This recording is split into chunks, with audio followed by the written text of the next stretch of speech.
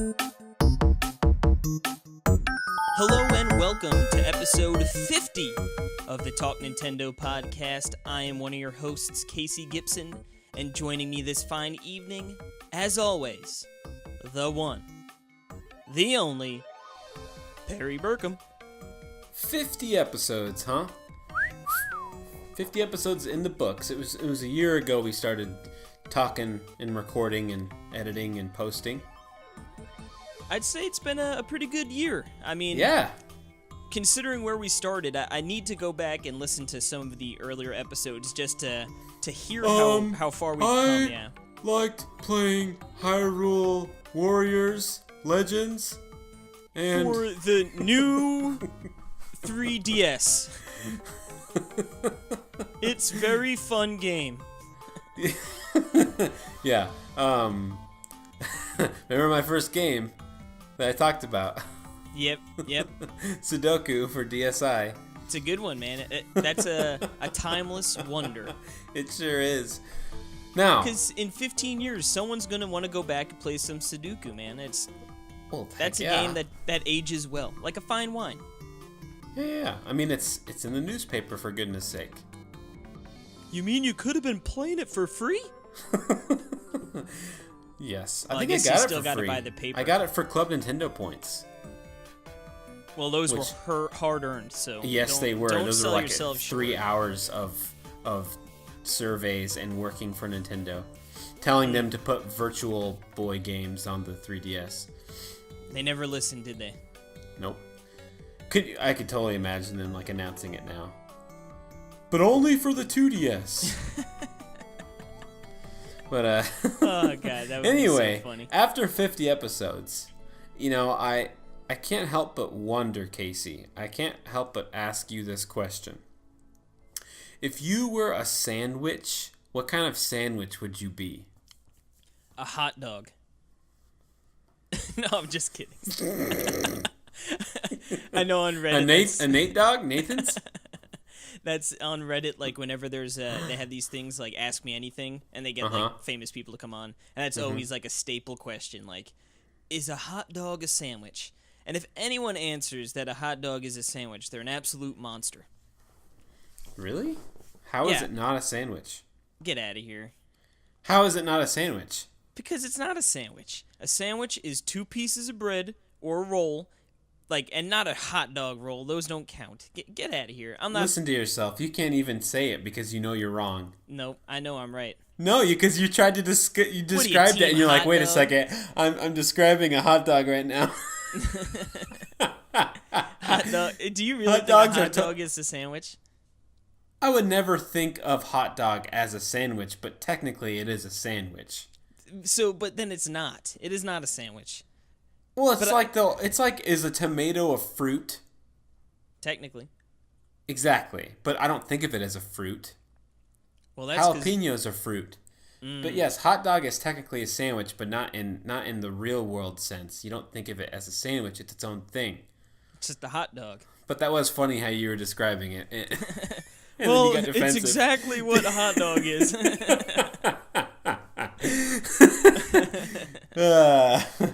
Well, you put some sauerkraut on there. Oh, baby. Nah, dude. Sauerkraut, mustard, Thousand Island dressing. Make like a Reuben hot dog.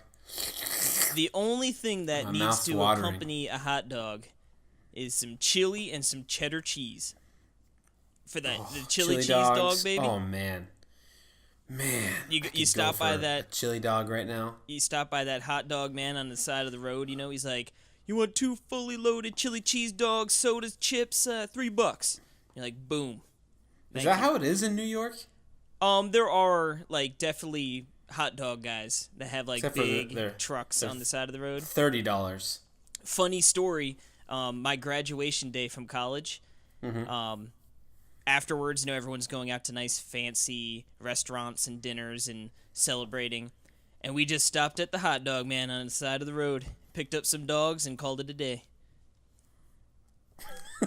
True story. Beautiful story. Yeah, they were great. You can't go wrong with some dirty water dogs. All right, perfect.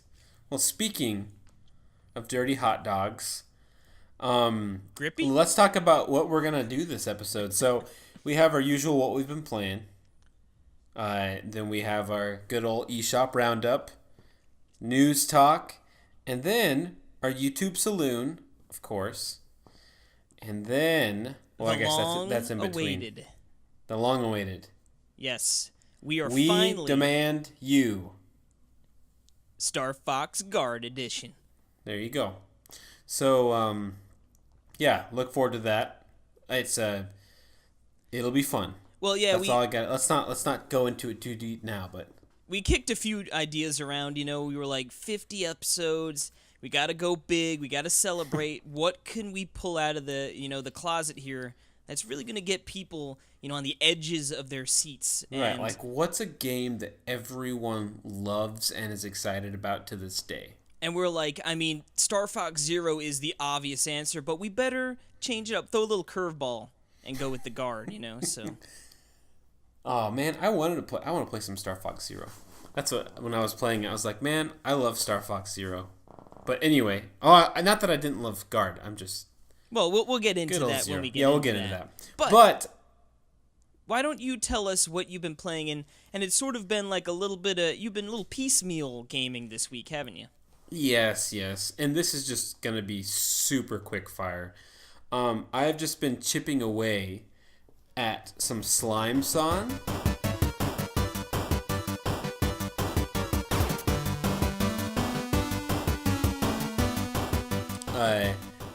Yeah, this game is awesome. It's I really enjoy it. I'm really liking the platforming. It's dang hard, it gets really hard. Where are you in regards to the 100 stages? Oh, I'm not far at all. Like, I really had only played like half of the first world. So like, but right now I'm I think around 30, You're in for a rude awakening when you get towards the end, man. Oh, no, I know. Like, I'm still doing it just fine. But it's yeah.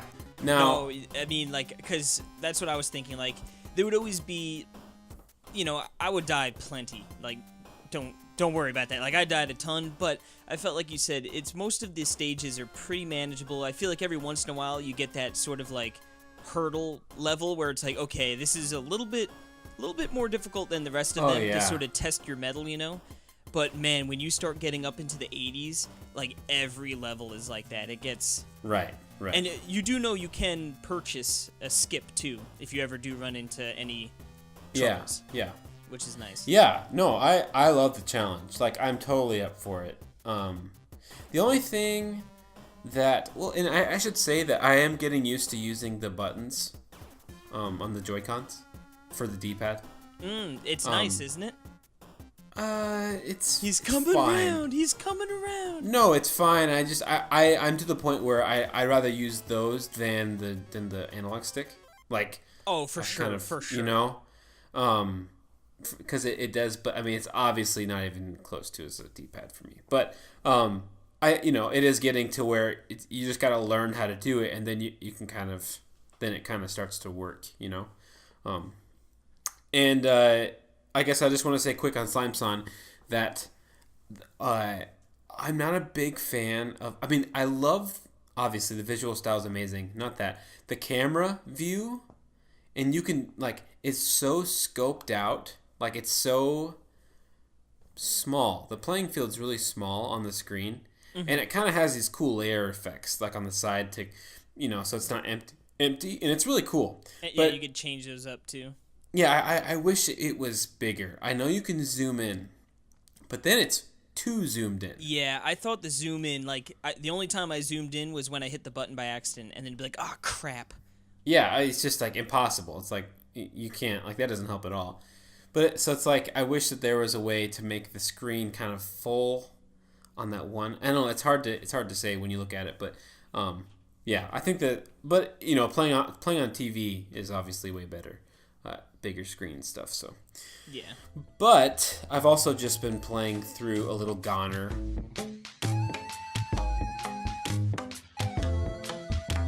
What, did we have a new update? New high score update? Not yet. No, but definitely way more consistently above 100,000. You know.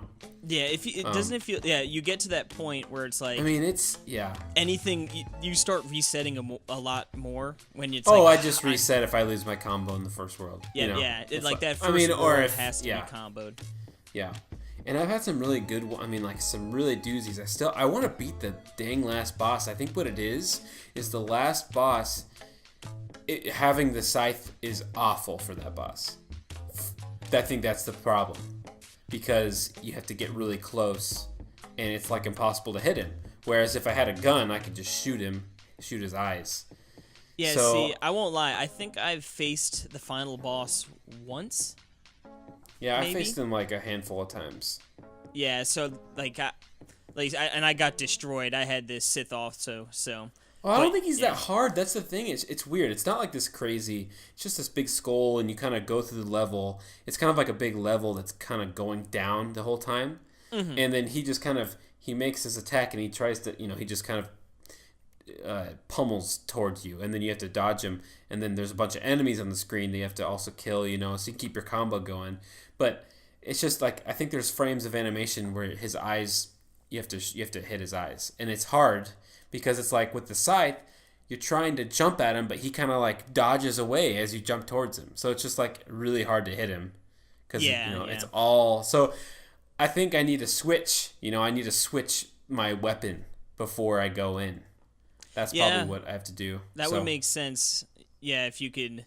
Can you switch it right before? I'm trying to think. I guess you have to die, right? I think so. I think that they have that normal death part where. Oh yeah. Can you I guess from the menu, can't you be like just visit death or something like that? Maybe. I don't know. No. I mean, I think that how there's always that little room before the boss. Mm-hmm. I think there's a room there, but if not, I could always just do it on the room before the third boss. You know what I mean? Yeah. Prep a little bit if you have to. Yeah. But so that's Anyway, so love that game. You could be the first person to beat it. I feel like I don't know anyone who's actually finished the game. Well, I know people online have, but I don't know anyone who has. So I would like to be the first person to beat it, and then I could rub your faces in it, you big bullies, you and Justin. But he's finally up with the big boys. But the other game I've been playing the most is Splatoon 2.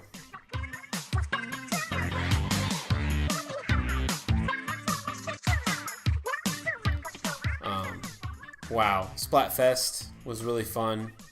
We played a lot that time. Or no, we played one night, right? We played Friday night for a pretty good little while, and we were like terrible up front. Remember how bad? Like the first. Oh man. The first. Oh, that's what it was. That's what it was. Because, terrible. That's right. Because the next night, me and Alex were playing with Aaron and David Lloyd, and we were destroying. And we're like, what's the only difference we have? Casey's not on the team. And we were joking, but. And then you realize, we were joking. I mean, we were destroying. It was a lot of fun. Well, that was so weird because normally we're pretty good, I feel like, when we're all teamed up. And I don't know, they must have been sticking us with some really, really hard people because. Well, I think it's what Alex said, Mr. Panda. He was saying that. Because it takes like 7 battles to get your code, to get your power level. So they were just getting matched up with crazy people. Also, I think that the only people crazy... I think you're only facing 4 squads. You're not facing random. So so it's all a bunch of those good people that are 4 squads are amazing, so... See, what sense. I thought when they did the first 7, to get you your rank, I thought... like they would sort of be like a mixed bag. Like you might face a really, really good team, a 1950, and then you'll maybe face like a 1500 to sort of gauge where you are. But they were just throwing us through the ringer. Oh man, we were just But also, man, I've been just playing at work with my friend Aaron. I mean, we were just we on break. We just for an hour we're playing at work online league mode. Oh man, so much fun. Finding new weapons. I found this. It's the Splash-O-Matic, Casey, and it has the you throw it has that mist thing, that little like mist grenade, and then it's a really good automatic gun, like, and it has a pretty medium good distance, and then the special is the flood, that Oh yes. and so it's so good. I mean, we were just teaming up, me and Aaron. He was playing with the slosh machine, and I was just playing like mid level, like defense, and then like just slowly pushing them forward, and we won every single game, and it was so much fun. It's like it's just that feeling of and like epic comebacks, like from we played one when it was like down to 2 on a splat zones, and the very end in overtime came back. There's nothing like that feeling of coming back when you're getting demolished. Oh my God! On Yes, Splatoon, yes. It feels so good. So, man, I It's love a great that game. Now, can we just reminisce a little bit real quick while we're talking about Splatoon 2? Remember that first week? Remember how angry you were? I was so... Of course I remember. I regret nothing. That's bullcrap. I still can't play with my friend James. It's the worst game of all time. I hate it. I didn't say it's the worst game of all time. I said I said know. that it's the stupidest thing that Nintendo's ever done. I know. I stand by that. It's like, you know what you need to do? It's like with James, like, dude, give me your Switch and Splatoon. You take mine. I want to get you up to that B rank. No way. He has to earn it. No, that's actually probably a good idea, but I'm not giving him my Switch. Well, then you got to sign him some homework. Say, get to it. Yeah. For all I know, he has done it. I need to talk to him, so I need to. But yeah, I know. But, love it. Love my Switch. Yeah, I've also been playing some Chicken Wiggle, of course, because I did the new level. Yeah, and it was... Yeah, we'll talk more about that during the YouTube Saloon. But enough with what I've been playing. Those are the 3 games. But you've been playing a really, really awesome old game, and then you've been playing the new hotness. Yes, which would you like to hear first? The new hotness. The new hotness, alrighty. So, I have been playing the recently released Mario and Rabbids Kingdom Battle.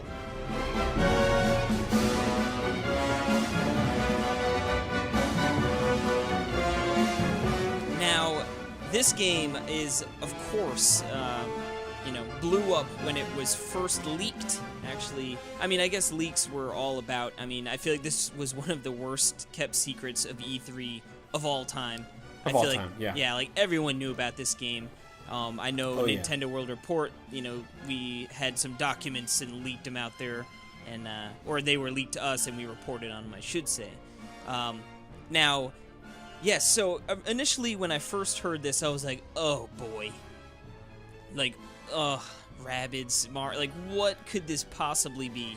Like, what is going on? Everyone's reaction, right? Yeah. I guess I wasn't, alone in that thinking. Like you said, probably almost everyone was like scratching their heads.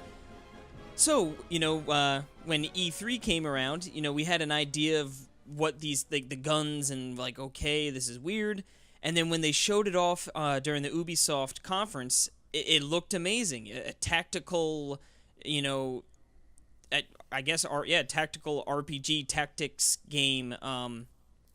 Terrible way to describe it right there, but it looked really good. It was really cool to see like the producer of the game in the crowd, with tears in his eyes because the reception it ended up getting. And I know he's been sort of some interviews around, and I know they were in Nintendo New York a couple weeks ago hyping up the game.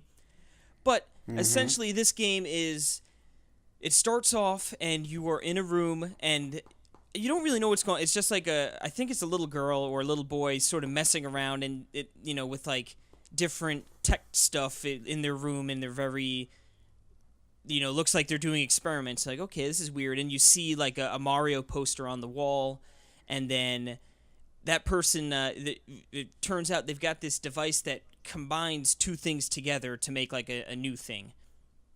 So, yeah, I'm trying to think. I forget exactly what they show examples of, but, like, yeah, it would just be, for instance, like a lamp connected to, let's see, like a fan, you know what I mean? And then it'd be like a light that has a fan in it, and it's one cohesive thing.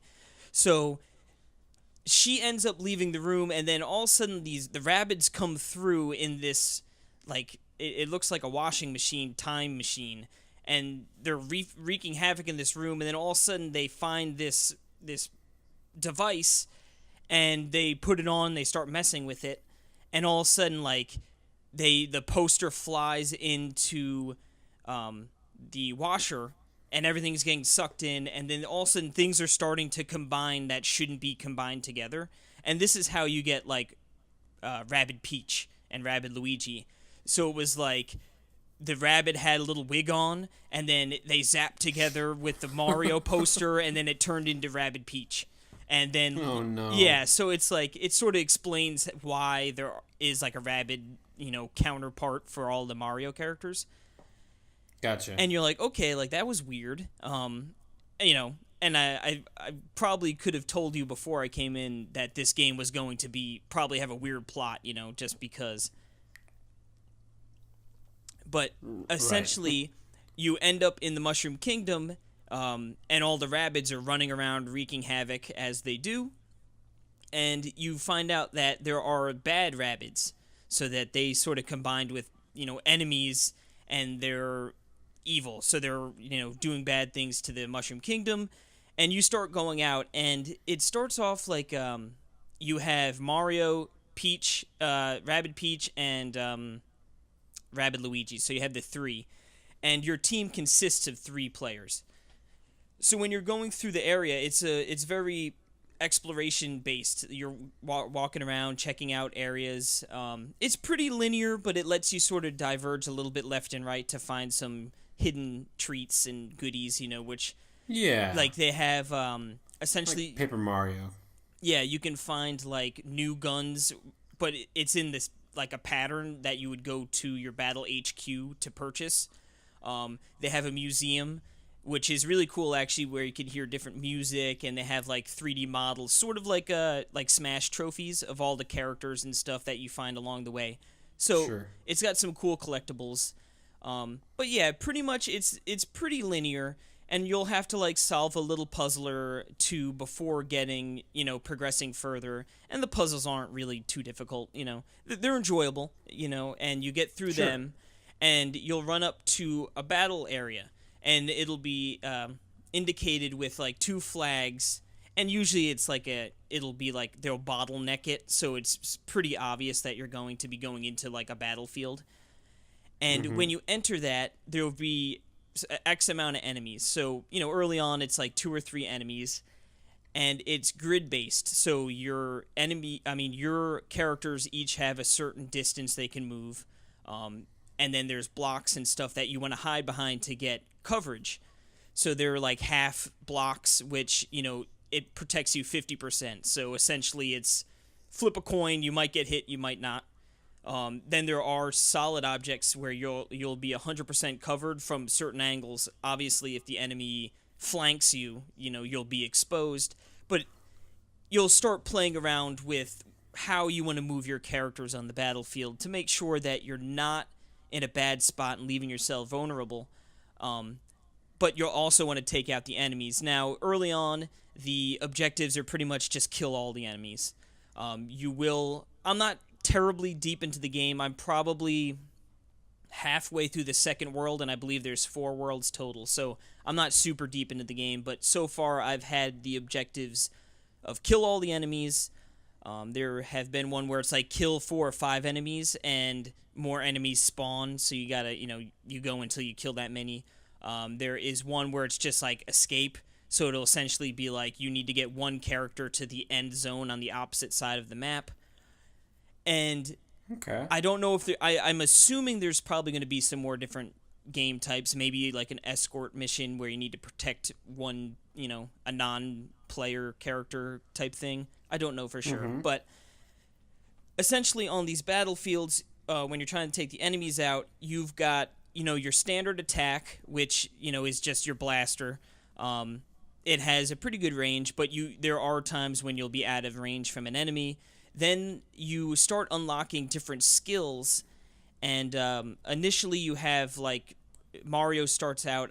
I'm blanking on the name, but essentially it's like you can use it, and then when it's the enemy turn, if they start moving in your line of sight, you'll automatically attack them, like even when it's not your turn. So it's sort of like an added attack. Is that Overwatch? Is that or something like that?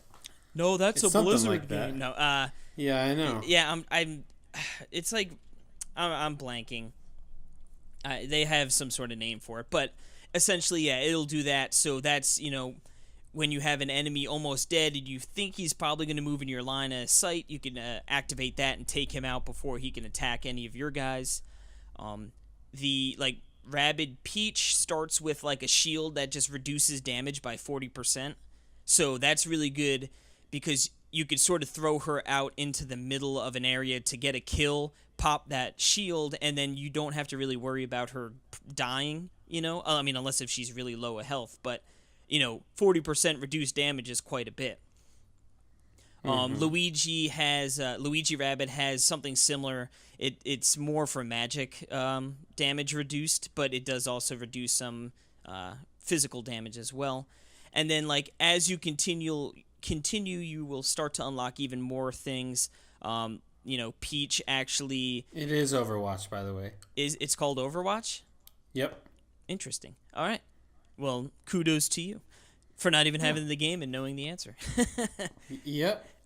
Eventually, when you get to a part, you will unlock a skill tree where you get, as you level up and do tasks out in the field, you'll get more of these power orbs that you can spend into your skill tree.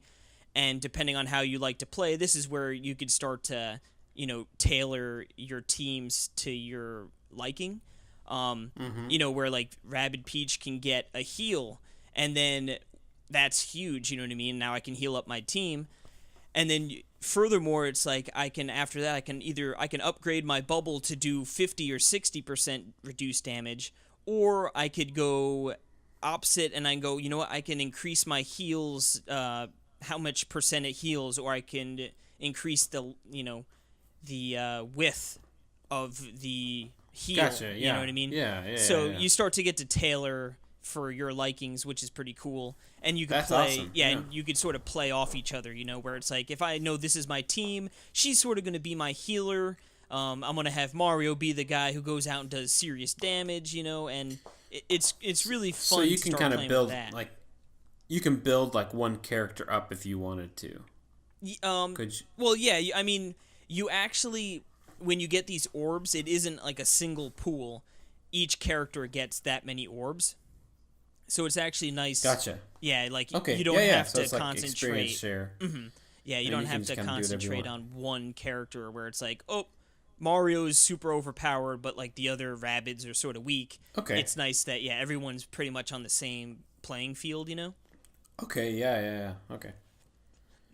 Now, you eventually will start to unlock other characters. I've unlocked Luigi, regular Luigi. I haven't actually really used him just because I sort of like the makeup of my group right now as it stands, their abilities and stuff. Luigi should do that move, that the missile from Smash. Yeah. Yeah, wouldn't that be great? Well, it's funny. His gun looks like what was his in Luigi's Mansion, the poltergeist thing? Yeah, poltergeist. Is that poltergeist? Yeah, it looks like one of those. Oh, cool. Yeah, the item design is really cool. Well, Mario should look like Flood, That would be awesome. Instead, he's just got a Mega Man looking hand cannon. See, this game is so weird, I just can't help but wonder, why is Mario in this game, why Mario? Well, what do they add? It's because the child in the opening scene had a poster on the wall. Of Mario? Mm-hmm. And that's how this all came to be. Yeah. I mean, I understand why, because they need Mario to sell this game. Otherwise, who cares about a Rabbids? I mean, sure, you'd have the people that don't care and would be like, no, this game's awesome, and it could have been the same exact game, and it could have been awesome, but without Mario. Yeah, no, it definitely Mario sells. It's so weird. Like, I don't like it's like you're using Mario, but nothing that he's famous for, he's not contributing anything, is he? I mean, like, the humor, it's definitely got some of that classic Mario humor in it. When you find Luigi, pretty much you have Bingo, or I forget his name. He's the little like dirt devil looking like robot. Have you seen screenshots? yeah. I forgot his name. I want to say it's like Bingo or something weird. Okay. But you essentially follow him. Like you don't control Mario or anything when you're like running around not in battle. Like they all follow this little thing in a line. But when you find Luigi, everyone's like, hey, and then he's like, oh, hey, like, who are you? Ludwig? Lloyd? Okay, well, nice to have you anyway, Like, just, piling on Luigi as they do. But yeah, I mean, like you said, I guess they could have essentially probably done this with any franchise, or they could have just made it their, Rabbids and humans. Right. I don't know, you know what I mean? But yeah, I mean, or like Mega Man, for example. Like, yeah, or anything, He would have been right at home. It's just right. Like it's so weird, Like the Mario thing is just that he has guns. Yeah, that like, is. He doesn't even have like fireballs, or the flood, or you know what I mean. It's really weird. It's definitely weird, and I can't wait to get Yoshi and the bazooka. Right, but right. I'm not saying it's bad. I'm just saying it's so bizarre. Like the whole concept. Honestly, it's the most bizarre game. I feel like that is part of the appeal, though. Is it is so weird. You want to check it out, and then when you do check it out, you realize there's a really great game here. And I think that all works together in its favor. Is like it's got Mario and Luigi and all them, which is great. People love them. It's got Rabbids. I don't think a majority of the people love Rabbids out there, but to be honest with you, so when Rabbids, in my mind, before this, I'm thinking Rabbids are dumb. They're annoying little things, right? No one likes Rabbids. I think they're for kids. Then, that's all I think of them. When I'm watching it, and like, sure, it's like stupid humor, like, oh, they're getting smashed into things and they're running around making weird noises, but it is pretty funny. Like, Rabbid Peach is hilarious with, like, she's always taking selfies and stuff. And, like, I know that's so stupid, but it is so funny to see her getting, like, whipped around by, like, a piranha plant, but still, like, simultaneously taking selfies of herself. When she meets Peach, like, she's super cold to her, like, ugh, and then, like, she goes over and, like, lifts up her dress and, like, ugh, like, who are you, And it's just stupid fun. And I mean, I'm loving this game so far. Like I said, it's the gameplay is really fun. I'm like the missions are relatively quick, which is nice. You can get in and out of them, and I'm sure down the road missions will start to last longer.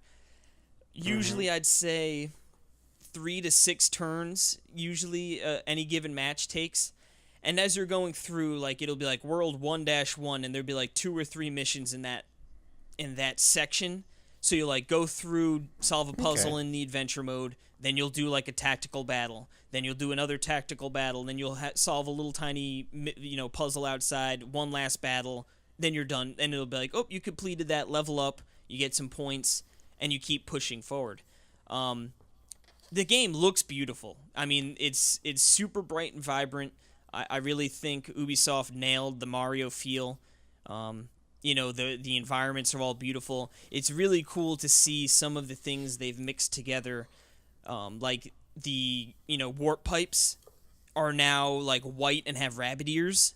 But like, it looks like it like when I saw it the first time, like, oh, that's sort of cool. But then it is what it is. It doesn't look out of place. It just looks very familiar and like, okay, like this is different, but it feels familiar. Like it feels good. Yeah. I mean, I want to get this game. I've just been so swamped with games already, like with reviewing games and with games I've bought.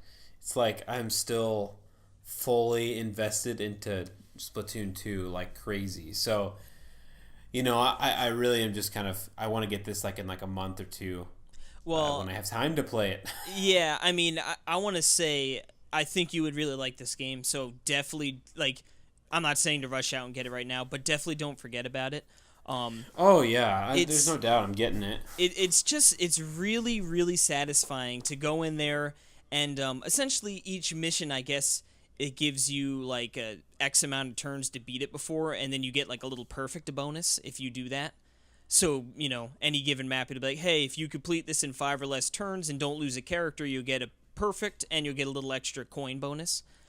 And it just feels so good to go in there and like look at the playing field, like, all right, I think I want to go this way and do this, and then it works.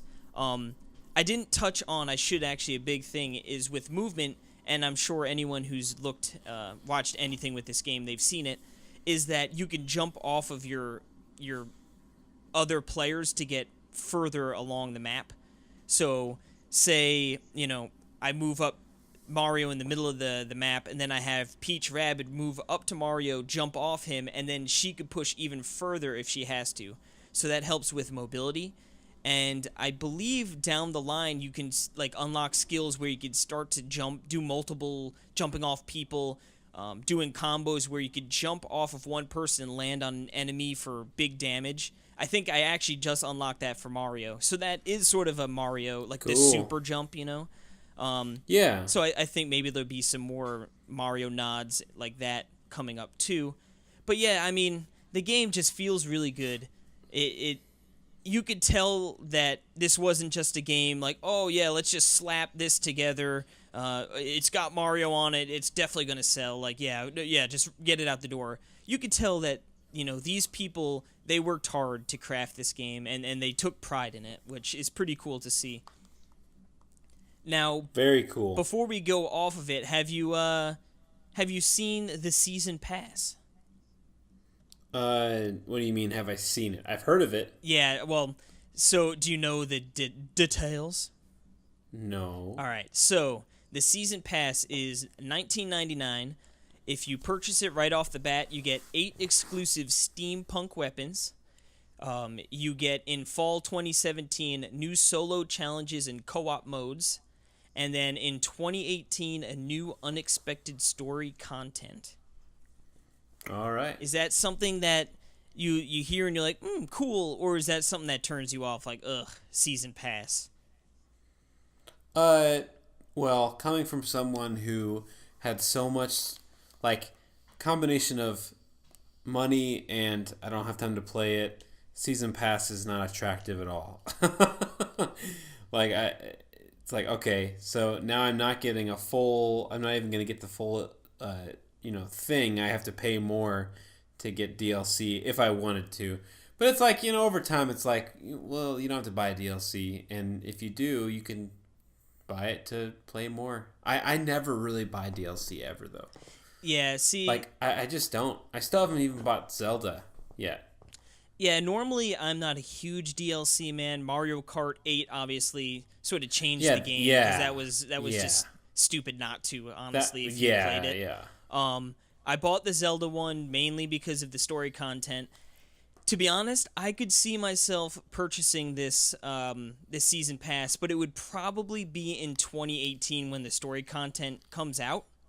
Yeah. Like the steampunk weapons might be cool. Actually, like the launch copy I got came with like a DLC code or launch code, whatever, for I think it was 8 pixelated looking weapons, which were pretty cool.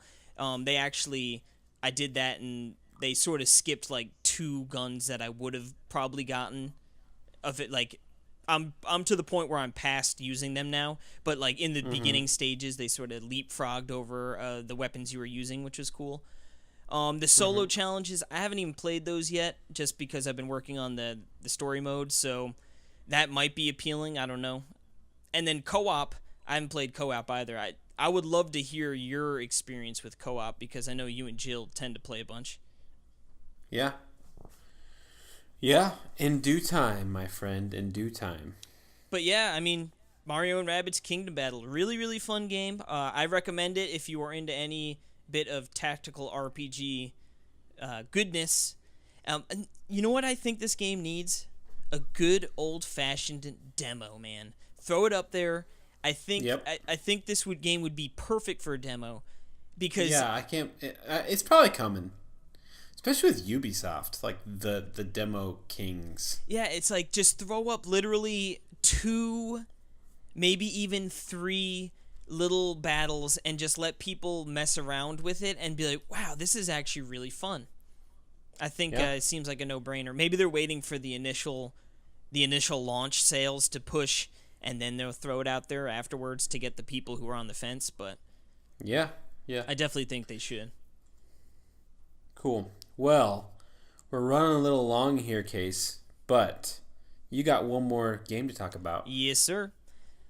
I have been playing in preparation for Samus Returns. I'm revisiting Metroid Zero Mission.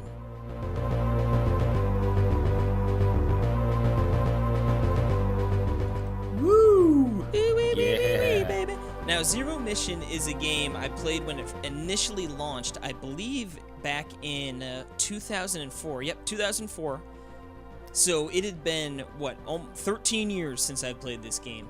And I'm not a huge Metroid fan. I enjoy it, but I'm not like a true diehard of the franchise. So Get off my podcast. get out.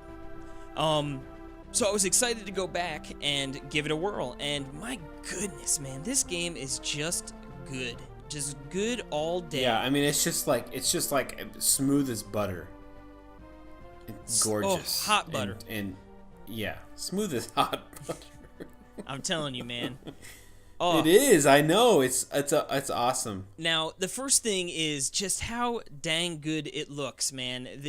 I love that art style. Just so good. And it makes me honestly wish that Samus Returns was in this art style. It would look. I think if there's one thing that Samus Returns looks a little shaky, I don't want to say shaky. It's like I like how it looks graphically, but I don't love it, I mean, and Okay. I've seen the 3D looks really great, I should say that. But like Samus's character model and like the 3D like that, I think I would have preferred if they did like a good old-fashioned 2D sprite game, but I digress. Oh, man. Anyway, so yes, Zero Mission. It had been a while since I played through it, as many of you know, and if you don't know, it is a remake of the original Metroid for NES with some much-needed updating, like adding the map function, which I can't believe people went through that game without a map, man. Oh, God. See, because that's generally, to me, I feel like what is most unappealing about a Metroidvania-style game is the complete, non-linearity. And I know that sounds weird, but I feel like I generally like linear games. And like I said, I know that's sort of weird. I feel like most people would much rather have the freedom to go anywhere and do anything, But That's not weird. I sort of liked being pushed in one direction with opportunities to veer left and right. You know what I mean? I want to be able to explore, but I never want to be at a point where I'm like, where am I? Where do I need to go? And then I don't want to be looking around for a half hour because I got lost or something like that. I don't like hard video games. I like easy games.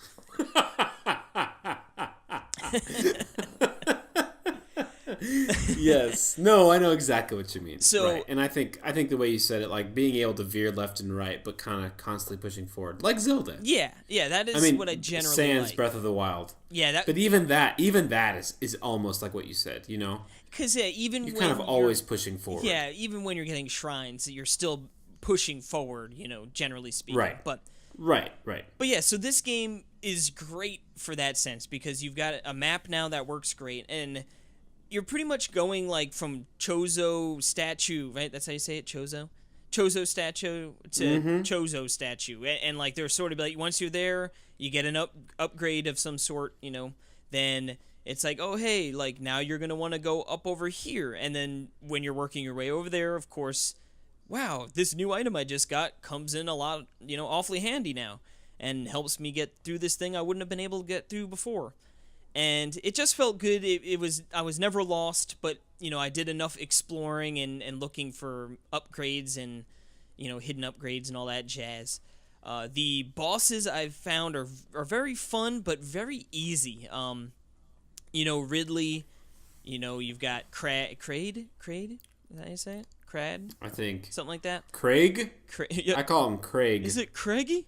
And then like Meta Ridley and all that. Craiglist? And it's just none of the bosses are super challenging. They generally have one weak spot, and then you just spam missiles on that, and they die pretty quick.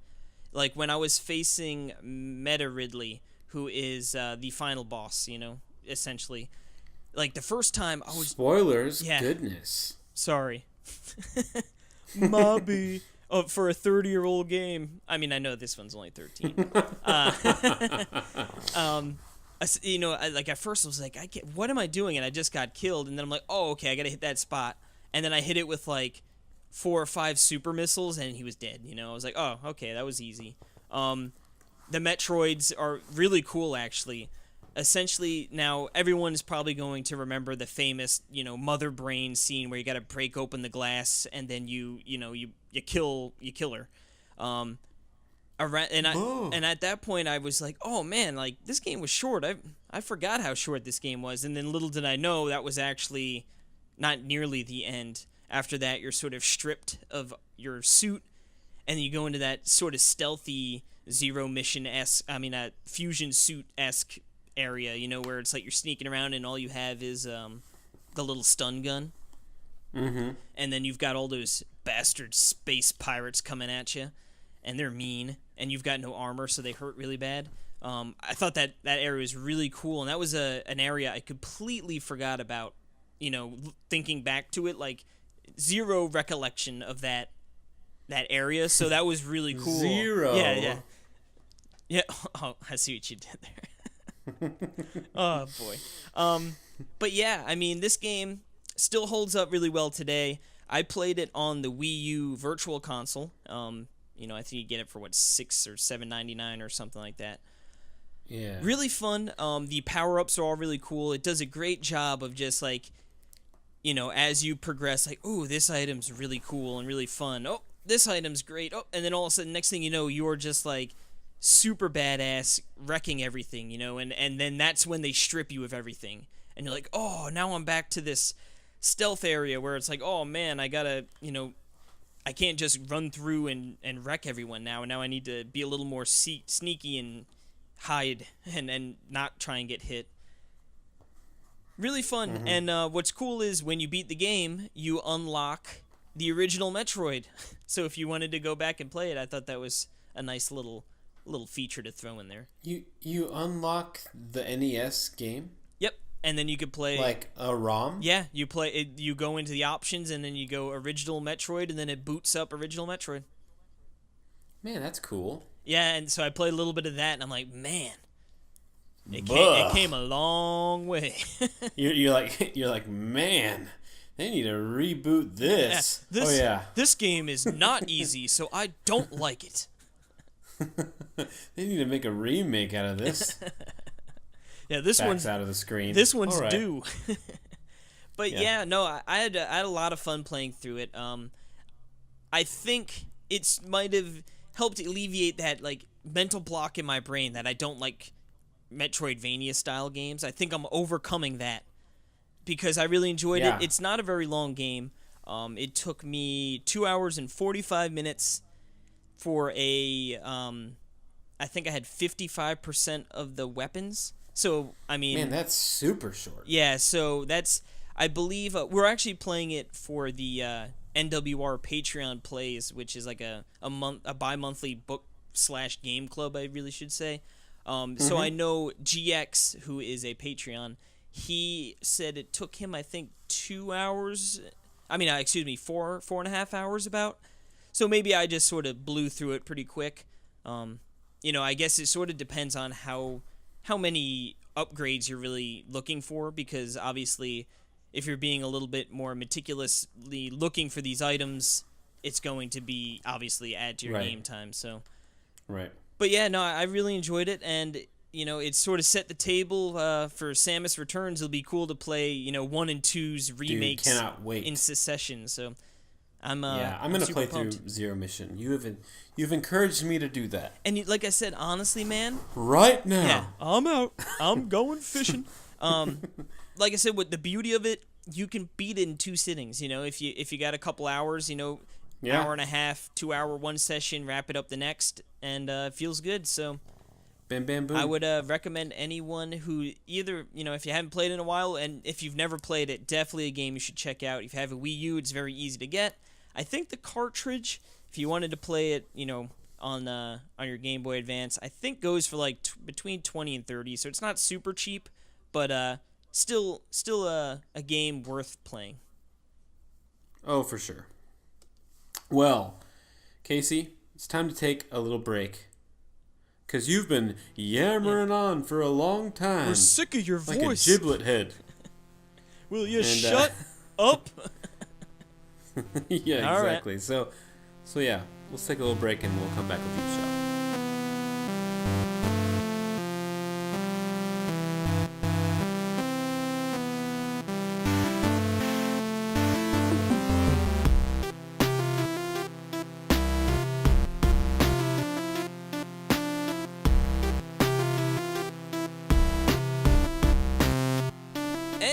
Back, and you guys know what time it is.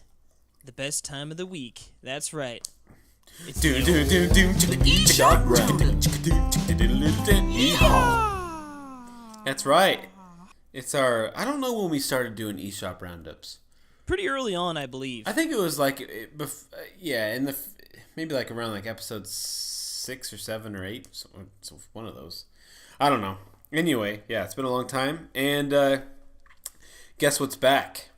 Back again. Shady's back. Tell a friend. Oh, the Skype, when you said friend, it did that like robot like thing that happens sometimes. What do you mean? That was just my really voice. Cool. Oh, that was amazing. I was able to distort it. Wow. No, the Wii U is back. Woo! Yeah, it's been a weird couple weeks. It's been barren on the Wii U front. Yeah, it was barren on the Wii U front and barren on the 3DS last week. So Wii U, there's one game though, and it's Annihilation for the princely sum of $1.89. It's a strange price point, but I can respect it. Better than 2. Oh, hells of a lot better than 2. You know what? I wonder how much that is with tax. If that comes, yeah. Well, it's, I don't have a calculator with me right now. Oh, wait, that's right. I'm on a computer. Of course I've got a calculator. Don't worry about it. It's not a big deal. Anyway, Annihilation, what it's $2.05. Okay. Yeah, if it came out to $2, thanks, it'd be awesome. Like, yeah, yes, they've consumer friendly. Uh-huh. Yeah. But now you need a nickel. $2.05. Yep. I hate it. I hate the game. Move on. No. It's a weird looking game. It looks sort of flashy, maybe. Yeah. Looks like a browser game. Top-down arcade shooter, but it does have a co-op mode, and it does promise endless fun. So for $1.89, endless fun seems like a pretty good proposition if they're pretty good deal for $1.89. If they could pull through on that promise. Yeah, and there's lots of blood. If you look at the screenshots, it's very weird. Pixelated gore, baby. Yep. Now, we're done with the Wii U, and there's no 3DS this week. What is going on, man? All I can say is Chicken Wiggle came out, and everyone else was afraid to release games after that. Makes sense. It's a darn good game. Chicken Wiggle dropped the mic, They're like, that's it. Pack up the 3DS until Samus Returns comes out. Nope, we're canceling Samus Returns. Yeah, can you imagine? Oh, my God. I could just picture the outrage. Yeah. Anyway, there's no 3DS this week, so we are going to switch over to the Switch download, my friend. And why don't you start it off? And this week is just like every other week before it. Another Neo Geo game is coming out for the Switch. This time, Zed Blade. Now, this is a horizontal shoot 'em up back from 1994. Looks pretty cool. It's got some nice graphics, you know. Yeah, it looks great. Yeah, not you know, jump off the page, because some of those Neo Geo games look insane. But no, I mean the ship design looks pretty cool. You know, some cool enemies, and you know, it's another shoot 'em up on the old Neo Geo. Exactly. That's what they do. You know what's so funny? I still think it's funny that on the episode the episode Hamster Prison Break, when we were trying to figure out like who's Hamster, like, because we knew they were a developer or publisher for the Switch.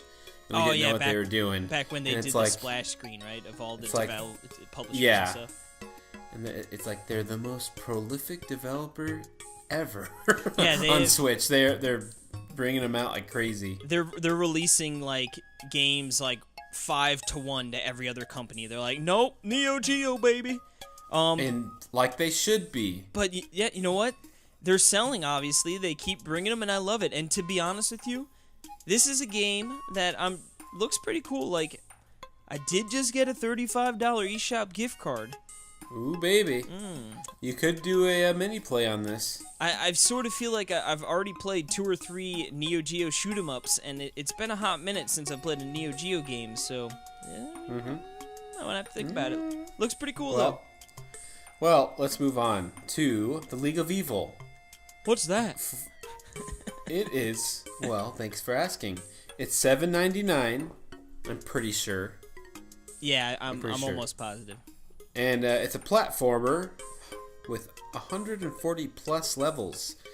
And it features a level editor and cross-platform level sharing, which is pretty cool. And I think you can read a review about this game somewhere, right?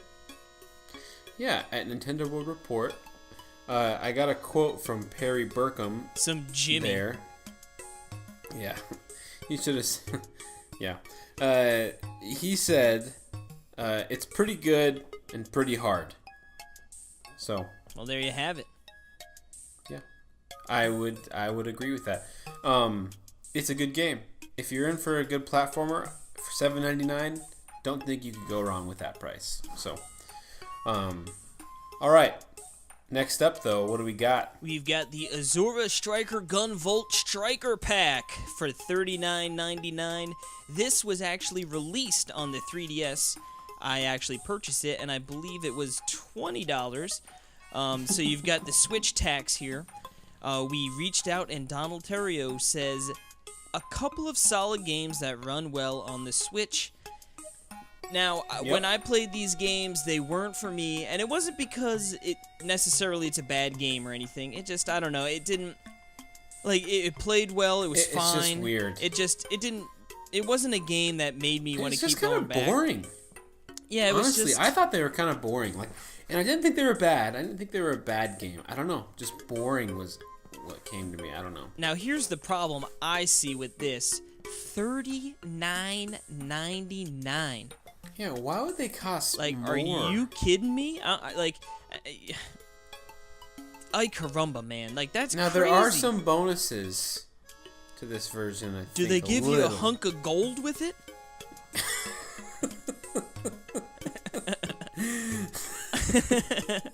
Because I still wouldn't buy it. Yeah.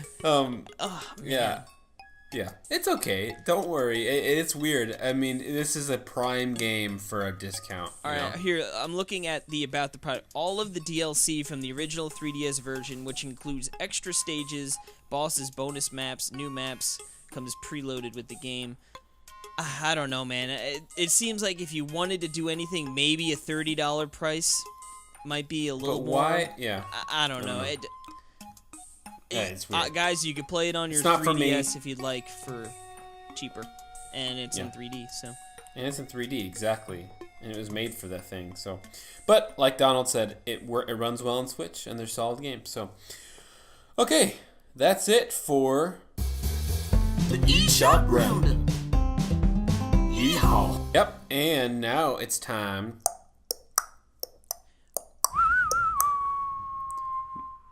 My donkey needs some water. That was a whip. I don't know if that came over as they're like, what the heck's sounded Casey like doing? Okay. Well, hey, Casey, look at that place up in the distance, past the oasis. The Ever Oasis? Yeah. Yes. Sure. It's the YouTube Saloon. The YouTube Saloon. All right. Our weekly little recap of what we got going on our YouTube channel. Now we've got some retro business once again, a retro themed week, and we kick it off with Perry's mini play of the classic Super Mario Bros. 3. And I believe you take on the entire first world in this mini play, right? I sure do. Yeah, I didn't know what was going to happen. And at the end, something happened that I don't think I've ever experienced, or not very much, happen when playing Super Mario Bros. 3. Which I'm sure it's very common. Like, I'm sure I'm the only person. But it was funny that I hadn't experienced this before, and that was while I was recording. So, yeah, I'd check ask it out. you what it fun. was, but I know you'd tell me to check the tape, so I Well, won't why even don't you ask bother. me? Well, what happened, Perry? Check the tape. Alrighty then. Yeah, also, I gotta say, playing Pixel Perfect mode on the NES Classic, ooh, baby. Yes. Ooh, that is a nice system. We it need is such a nice looking thing. We need to do a little comparison video of the NES Classic versus like the Retron. Oh, NES. we cart. already we did that with the Donkey Kong one. No, yeah, but I'm that was willing. Wii U, but yeah. Yeah, I was gonna say I'm willing to bet the NES Classics emulation is way better than the Wii U's. Oh, of course it is. So, yeah. so I would that's like what I was to gonna see say. how similar they might be. It's so funny. Remember we recorded the Donkey Kong one, which we should do that again, just for fun. We should do another Donkey Kong run. That game's fun when you're playing like competitively with someone. Well, I think the arcades make for really good challenges. I think, especially since neither of us are really old enough to have experienced arcade games while they were in the arcade. Right. I mean, for the most part, right? Like that culture is kind of lost. But I was gonna say I had my NES Classic. I had Donkey Kong on there. I could have used that instead of my dumb Wii U. Nah, but now we got to see how though. bad the Wii U emulation is. I get it. Exactly. Man, it's so bad. It's so bad. Why? It's crazy. Anyway, what's our challenge for this week, Case? This week, we're going back to the SNES and playing a little Donkey Kong Country. Ooh-wee. Now this... Oh, man. Did you play this on your NES Classic? How could I play this on my NES Classic? Oh, I lied. That's the Super NES Classic. LOL. Yeah, yes. I did. Yeah, I've already got it. Yeah, so we decided to do a race of World 1 to see who could get to and finish the boss off first. No game overs, no end of lives. Just, you could die as many times as you want, but you're probably not going to win. It's just whoever got there first, and it was a fun little competition. I'm not going to let on how bad or how good someone might have won, or maybe it was a close one. Who knows? You'll have to check it out. You gotta exactly, and it's there right now on our YouTube. Yep, and that YouTube, you might be asking, how do I get to that? Just click right on in the description. I've got a link right there for you to pop on over. And like I said, these races, these race challenges, I have a lot of fun doing them, and I think they turn out pretty good to watch too. So. Yeah. Oh, it's so much fun. Now, part of the YouTube Saloon that we have, the shout-outs part, which we still don't have an official name for this subsection. Of Hey! It's Pikmin! gotta be, hey, Pikmin, yeah. It's gotta be something that has to do with Saloon. Like, There's a Pikmin at the Saloon. I can't think of it. Yeah. We'll have to There's a brainstorm. Pikmin. Let's see. Which Pikmin would be a cowboy? rock Pikmin? Not the pink fairy Pikmin. Probably the red ones. No, probably the red yellow ones. ones. I like the yellow ones.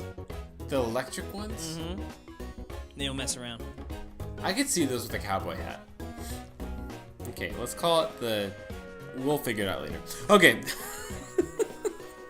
Shoutouts. We're going to do some shoutouts. One we missed last week, which we should have said, but, we were just kind of doing this last minute. Colin Harris. Big props. He always... Yeah. He's the man to plan. He's always there. He talks to us on Twitter all the time. Sends us emails and whatnot. Sends us fan art. Yeah, yep. Our first and I think our only fan art, and it was brilliant. Yeah. Yes, it was. Also, I wanted to thank David Lloyd and Alex, Mr. Panda, Mateo, for playing with us during Splatfest. That was a lot of fun. And also, I Am Awake for playing with us from, I think he's from Discord? Yep, I believe he is a Patreon. Yeah. And, yeah, I mean, we're shouting these guys out, but if you guys are ever, especially Splatfest, we're usually playing around, hit us up on Twitter. If you want to at just the show, or you can find our individual Twitters. We're down to play with people and have some fun and hang out. So if there's ever a time when you guys want to play some Splatoon or ARMS or whatever, hit us up and Gary. we can set something up. But moving on, you had to pay the piper for our contest, didn't you? No. What does that mean? That means you had to make a brand new level. Oh, okay. Well, yeah. It was super fun. Yeah. Yeah, okay. So, we had the Chicken Wiggle giveaway, and one of the thing is you had to tweet at us a name of a Chicken Wiggle level, and I got to pick whatever I want, because this is America. And I picked this level that Chad Welch sent in to us, Doom and such. And I made it. It is there. And Casey, can you tell them what's the level ID for that? And the way you guys can find and play it is 598. It is called Doom and Such, as Perry just said. Yeah. Now this level right here, it took you quite a while to construct, wasn't it? Yes. So I just figured out what we're gonna call the shoutout section. The Giddy Up section. Anyway, sorry, I just thought, because that was one of my tags for this level. What was the question? Oh yeah. So it took me like 4.5 hours to make this level. I thought with the name Doom and Such, Chicken Wiggle, I kind of thought I want to make a really hard level, like a really hard one, and but not too hard. This is not, like I said, this is one of the things where, man, like when you're creating levels, you can create really hard ones, right? And I don't want to scare anyone off, but I did want to make it as hard, like my hardest one yet. So this is pretty hard. It's long, and yes, it's Doom and Such. You can search tags Talk Nintendo, NWR, Podcast, and Giddy Up. And I want you to play it. Level ID 598. And then I want to see you guys complete it with all of the FUN and all of the what do you call them? The coin, all the loot, bits, yeah, all the loot. I want like a selfie or a picture or something, and tweet at us, and then you'll be featured in our shout out next week. So I thought that'd be a lot of fun. So yeah, check it out. Level ID 598. That's the easiest way I figure, since it's 3 numbers. Yep. But also check out our Twitter. We'll post on Twitter as well. All right. Looks like the horses are pulling out of the saloon. My donkey got his water. Shut up, you horse. Now it is time for News Talk with Casey Gibson. Alrighty, and here we are with a little bit of news for you guys this week. Actually, a pretty featured little section we got here.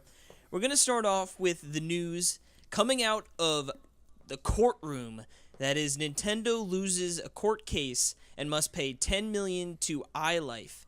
after finding that Nintendo of America infringed on iLife's motion sensing accelerometer tech used in the Wiimotes. Nintendo stated, on August 31st, 2017, a jury in Texas found that certain Wii and Wii U video game systems and software bundles infringed a patent belonging to iLife Technologies, Inc., related to detecting if a person has fallen down. The jury awarded iLife $10 million in damages. Nintendo disagrees with the decision, and as Nintendo does not infringe iLife's patent and the patent is invalid, Nintendo looks forward to raising those issues with the District Court and with the Court of Appeals. There you go, yeah. Now, I believe the original, iLife originally wanted, I believe, like $110 or $150 million. So really, like, and $10 million, not to say it's not any lump sum of money, but, you know, for Nintendo, that's pretty much a drop in the bucket. But and I wanted to buy that ivory back scratcher. Yep.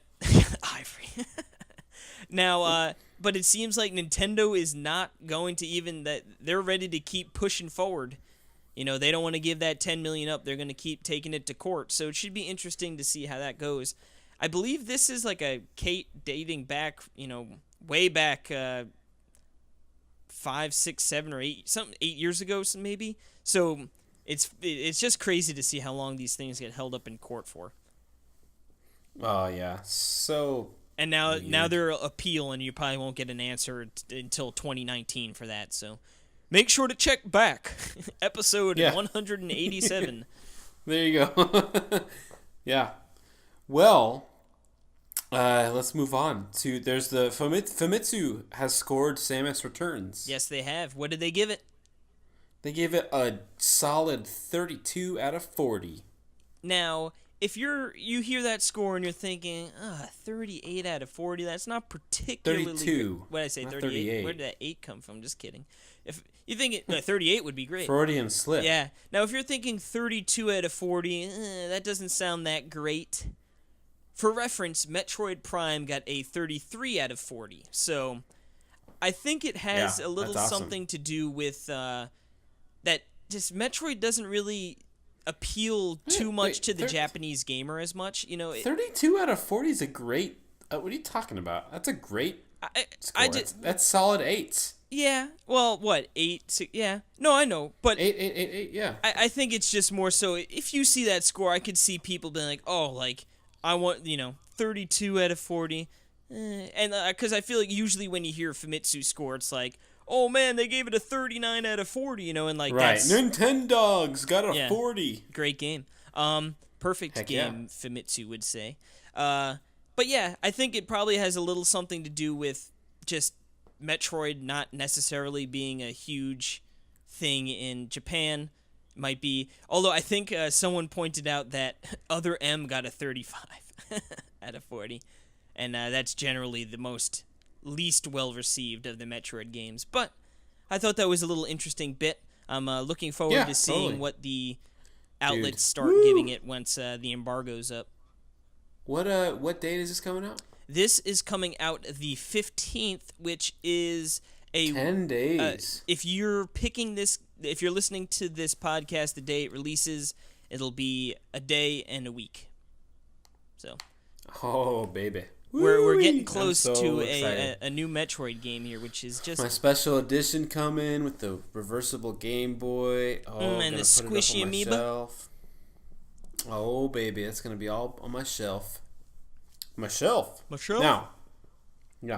Now, I think I might have a problem with this next headline here, because I don't know if it's necessarily true. Do you want me to read it and you can... Sure. Mario is officially no longer a plumber. All around sporty... Well, I should preface, this quote is from the updated Japanese website. All around sporty, whether it's tennis or baseball, soccer or car racing, Mario does everything cool. As a matter of fact, he also seems to have worked as a plumber a long time ago. So I guess you would get the indication that he's no longer a plumber since he was a plumber a long time ago. No, but how can you stop being a plumber? Like If you don't have your that makes no sense. certifications, Once you're a plumber, you don't need to be certified to be a plumber. well, you got to be insured and stuff. I mean, you don't. No, you don't. don't have to No, be. you don't. You don't have to be. But who's going to hire an uninsured plumber? I will hire Mario. I will, and I have. Well, when he ruins your pipes and then he's not insured and he's like, "Sorry," But that's up to me. This isn't some country where we don't have freedom. Well, We have freedom in this country. Well, it to just pick seems silly. Unlicensed plumbers. If I don't want to be insured, I don't have to be. Yeah, exactly. Unless you're Yeah. driving, in which Is he- case then is it's he- illegal. Who's your other exterminator, Hank? Is he licensed? Is he bonded? Is that what you want? Someone who's licensed and bonded? Yeah. Dale. No, I just think that once you're a plumber, you're always a plumber. And yeah, maybe he's not an active plumber, but he could still. I don't know, man. I wouldn't trust him around my pipes. Not anymore. Well, we've got some hard-hitting news coming up here. So why don't you take this pup? Yeah. Well, is that PAX, right? Yeah, During PAX? this was announced during the day, Nindy. Yeah, the day after we recorded, of course. Gotcha. Yes, new Shovel Knight amiibo. Yes, for Plague Knight and Spectre Knight and King Knight. Oh, they look so good. Dude, that Plague Knight? They do. I know, and I love all of them. And my favorite one is King Knight. I just love that color of King Knight. I think it looks awesome. I will definitely be all picking of this up. Oh, yeah. For sure. Now, did you see the video? Yes. Did you like it? Yeah, I mean, it's funny, for a little, like, you know what I mean? Yeah, I guess Game Grumps. I am not really familiar with their work, but they're apparently a pretty big YouTube kind of people, I believe. And yeah, I thought the video was hilarious. Oh no, yeah, it was great. You know what it was? It's just so you wouldn't expect Nintendo to really, you wouldn't expect it, but if you look at it, I guess maybe you should have expected it. They've gotten weird with the robot chicken during E3 and now other things, like the puppets for Starfox. Well, I don't think it wasn't Nintendo that did this, right? Well, it was Game Grumps, but they must have commissioned, or maybe Yacht Club did, but it was on the official Nintendo YouTube page, so they've endorsed it. You know what I mean? So it's like that weird sexual innuendos with the amiibo, and very, very weird, but very funny. Yeah. I won't lie, I watched it more than once. Because it was like, this is so bizarre. Yeah. I showed it to Aaron. He thought it was pretty good, so. This was right. another bit of news that came out, right after we recorded. Worms WMD is coming to the Switch. It will have local and online play, single Joy-Con use. It looks like all the DLC will be included, as well as new content added. And for those who don't know, and I was one of those people until I looked it up, it is a 2D artillery turn-based tactics game. So it looks like you're on like a single map, and yeah, you got to move around and you can blast your enemies from afar. It looks like maybe you could also take out land and maybe they topple down as well. It actually looks pretty cool. I've never really. Well, this is an established. Yeah, Worms. Yeah. Yeah. Okay. Yeah, I've never really been into the whole Worms thing. Granted, I have never really played much of them, so I don't know. Just the Worms appeal doesn't really make me want to play it. But after watching the video, it actually looks pretty cool. Yeah, I mean, is this a retail game? I don't know. That's a good question. Anyway. I mean, I know Worms WMD, it looks like there is a Xbox One and a PS4 version of it, but as far as physical goes, but I don't see one on Amazon's listings for Switch. I don't know if maybe that might be something we hear about down the road. It doesn't look like it right now, though. Well, Splatfest results are in. They sure are. And Invisibility won the popular vote, 51-49. So it was still pretty. Well, it was nice. Man, I feel like that was really close. Yeah, I feel like the last couple of Splatfests have been super duper one-sided. So it was nice to see. Yeah, wasn't the last one 75-25? Yeah, that was ketchup and mayo, right? Yeah. And then the first one, which I guess was pre-launch, it was during that sort of like cake test and ice fire, cream. cake and ice cream, and ice cream took the cake, if you will, by like I think it was another one like 75-25%. That was good, wasn't it? Yes, but Invisibility won the popular vote, but unfortunately, Flight won the solo and the team fights. 55-45 on solo and 52-48. So, not too far off, but a tight. That's what you like to see from a Splatfest. Keep it tight on all of them, you know. Yeah, and I felt like it went really well from, we always had a match on Invisibility, which is weird because, so we had the more popular one. But I guess when they're that close, generally you got to think average speaking, that same amount of people are playing, give or take, you know? Yeah. I do want to say that I wanted to be on Flight because I like Flight and I don't like Marina. That's all right. When the going gets tough, the tough get going, and you just seem like you want to jump to the easy team.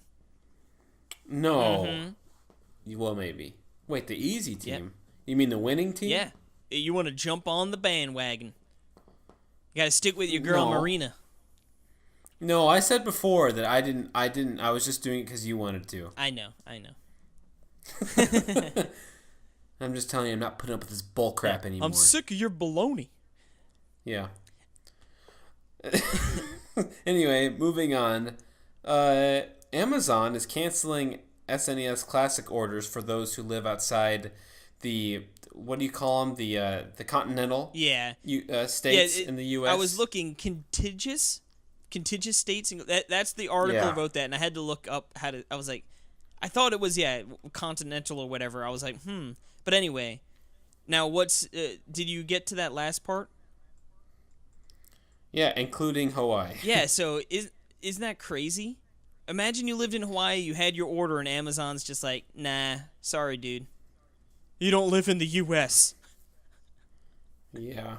That's crazy. Maybe the person who made this decision was that girl that you talked to on the phone after the guy. Wait, what? The girl that you talked to at Amazon. Yeah. Oh, it was on the chat. Yeah, no, it was on the phone. I was like, what's he talking about? No, yeah. Wait, what? Yeah, I was so lost for a second. Yeah. Anyway, so that really, really sucks. I'm sorry, Hawaii. Hey, if we have anyone from Hawaii, reach out to us. I'd love to know if you live in Hawaii. And you got good old Hawaii. You got screwed over by Amazon. Yeah. I also noticed, I didn't write it here, but a few of the retailers, I believe Amazon and I believe Walmart, started issuing cancels for accounts with more than one order of the SNES, so they canceled all of them but the first. So I think that's actually a good thing, you know. Less scalpers, you presumably. Yeah. But yeah. Yeah. Now this next one I thought was sort of a cool little note.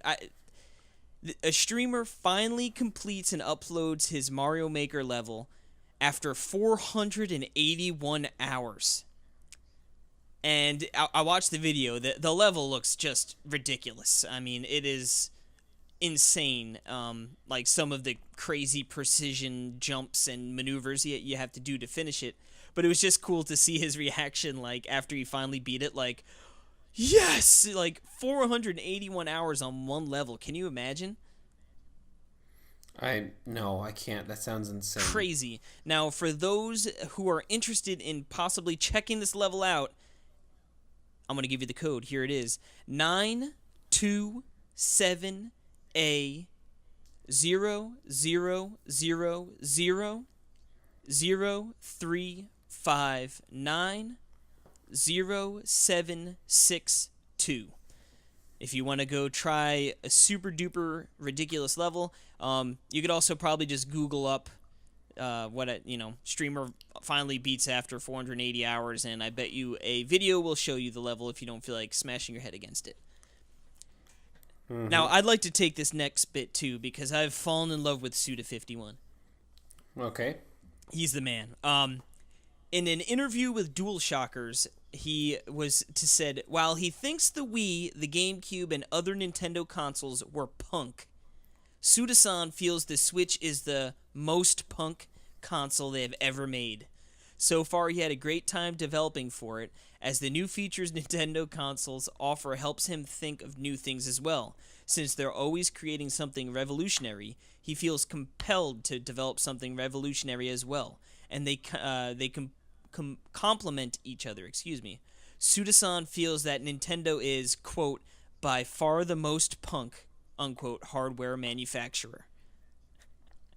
I love Suda-san. Now, I don't think it... Yeah, that's great. It's just so good. I don't think that it's as punk as GameCube. I think GameCube is... GameCube's pretty punk with that handle.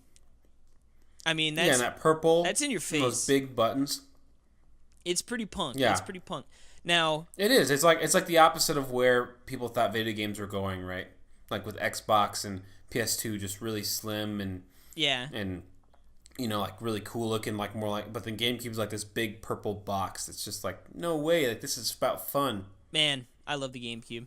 Now, oh baby, Suda51 related, I recently purchased No More Heroes and No More Heroes 2. And I am so looking forward to playing them. After watching that... Yeah, you need to stream those. Yeah, man, and you need to pick up No More Heroes, the first one, because we should totally do an I Demand Wii. Or Wii Demand Wii, excuse me. Definitely should do that. Oh, yeah, that's right. I was hoping that you could just play them and then send them to me.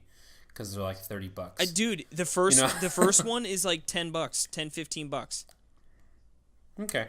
Yeah, I found someone on Reddit selling both of them. So I was able to bundle them both together with shipping included for $30. So I felt pretty good about that. But moving along, why don't you take this next little bit? Yes. So, there's a Starfox 2 manual that was published online by Nintendo. It looks sweet. So this would... Yeah. Now, is this brand new? I mean, this wasn't like from when it was originally supposed to be released, right? No, I mean... It's a combination. I think it probably has art that maybe they had planned on using, or maybe they... assuming, I mean, Star Fox 2 is just about complete. I don't know how soon they start working on packaging, in the development cycle. So I'm thinking maybe they had concepts or not, whatnot. But this website is it's a website guide, so it's like you can click on stuff, and so I think it was definitely reworked. But I bet you a lot of the concept art that they were going to use for the original booklet was probably used. So you get some really cool looking art from a game that obviously never released. So it's really cool to see some of this stuff. Totally. And they got intimidated by David Lloyd. Yeah, they saw his manuals coming out hot, and they're like, oh, Jesus. Because I think there was some talk of a potential Star Fox 2 guide in the works. I don't know. I haven't... Yeah, possibly. I haven't followed up through that. But, yeah, Nintendo, it's definitely really cool. You guys should definitely check it out. Yes. And also, Nicholas, or Nicholas, or... I'm just going to say Nicholas. I think it's Nicholas. Everyone seems to say Nicholas, so I'm rolling with that. Yeah. The publisher that published games such as Cave Story and The Binding of Isaac for Switch, they cool physical releases. They have been teasing more games coming out, and one of the pictures has a bunch of blurred images on it. Yeah, it was like the game list, and it was all of their games. Right, and one of them is VVVVVV. Yeah, I've never played this game, so depending on the price, I don't know if it would be getting a physical release or not. I know Nicholas has been doing... No way. I don't know, man. It'll Do 2 is getting a physical release. Man, if it gets a physical release, No, because it's like $5 on the 3DS eShop. You never know, man. They No, you never know. But I must say, it has to have more stuff. It has to have more everything. It's a great game, though. Speaking of which, did you see the It'll Do 2 bonuses you get? If you like the waterproof map and stuff. Yes. Man. Oh man, I'm gonna get that game. I've never played It'll Do or It'll Do 2, but I didn't play it either. It looks but pretty it's cool. like a. Do you know what the idea of what It'll Do is? Nope. It's not Zelda, but It'll Do. Gotcha. So it's a Zelda. It's got some Zelda feel to it. Oh yeah, absolutely. So maybe just look at the first one. I wonder if it's like Link to the Past. More puzzly, I think. I wonder if you could get away with playing the second one without the first one. I mean, I'm sure you can. Oh, of course. But... Of course you can. I wonder if you can get away with playing Ocarina of Time without playing the first one. No, I'm just kidding. There's a 2 on the end, you jerk. Yeah. Okay. Well, that's it for the news. That's going to bring her to the end.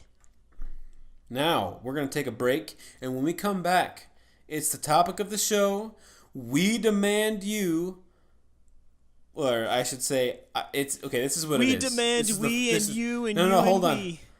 on. No, I got it. It's I Demand You, Backlog Edition, We Demand You. Top of the morning Boom. edition. Starfox Guard.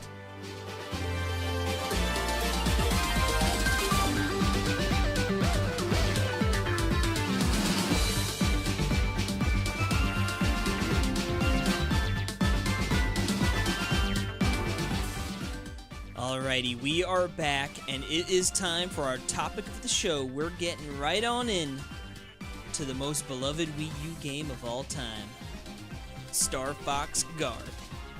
Yes, this is the I Demand You Backlog Edition, a game that DX. Casey played a little bit when it came out, but didn't really get fully into it, and I didn't touch it at all.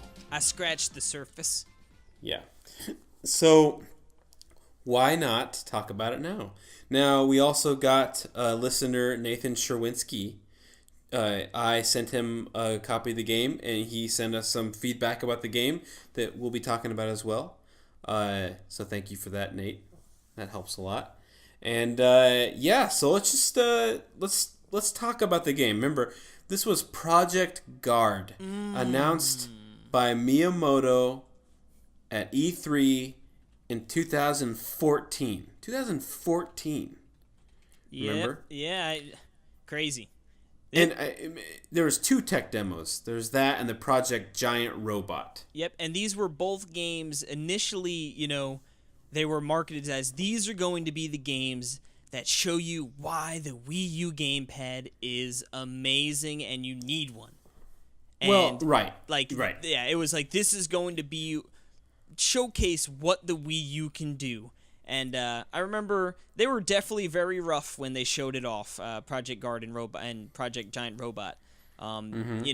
These were definitely early concepts. But, at that point, I guess the Wii U wasn't doing very well, so it was like we need to show this off, show that, we've got games coming with that are going to utilize this thing, this piece of tech that most people were like, they couldn't really figure out why we needed the gamepad. Why did you need the gamepad? And I guess this was their solution. And it ultimately was rebranded to Starfox Guard. It was actually announced during a Nintendo Direct on March 3rd of 2016. Now, this was all the time they had it on the docket. Like, ever since it was announced, remember? It was, like, always, like, in the press releases and stuff. Coming soon. Saying, like... Yeah, coming soon, Project Guard. And Project Robot, Giant Robot. They were both... And Giant Robot, yeah. And they did finally cancel Giant... I think when they announced Star Fox Guard, I think that's when they canceled Giant Robot, I'm assuming. Maybe that was before. I think it might have even been after. Yeah, I don't know. Like they were holding on to these games forever, and everyone was like... Right. It was almost like devilish brain training in the UK. It was like... Yeah. Yeah, sure, it's coming all right, but you never know when. That actually came. Yeah. Finally. So they branded it with Starfox, which is cool. I thought, and then they had the weirdest release of this game ever. It was released physically with Star Fox Zero as a double pack. Free of charge. It's just so weird. Like, it comes in a box and there's 2 DVD cases, 2 separate cases with each Star Fox Guard. With Star Fox Zero and Star Fox Guard, like as a separate game. Not on the same disc. It's not a game that's just in Star Fox Zero. It's its own thing. What do you think about that? I love it. You and me both are suckers for physical copies of games, especially, digital-only games. Like, when they come out to physical, I love it. You know what I mean? It's awesome. I think it's really cool to have a box and a manual. I don't even... Do the Wii U games come with manual? They did early on, right? They did, and they stopped, yeah.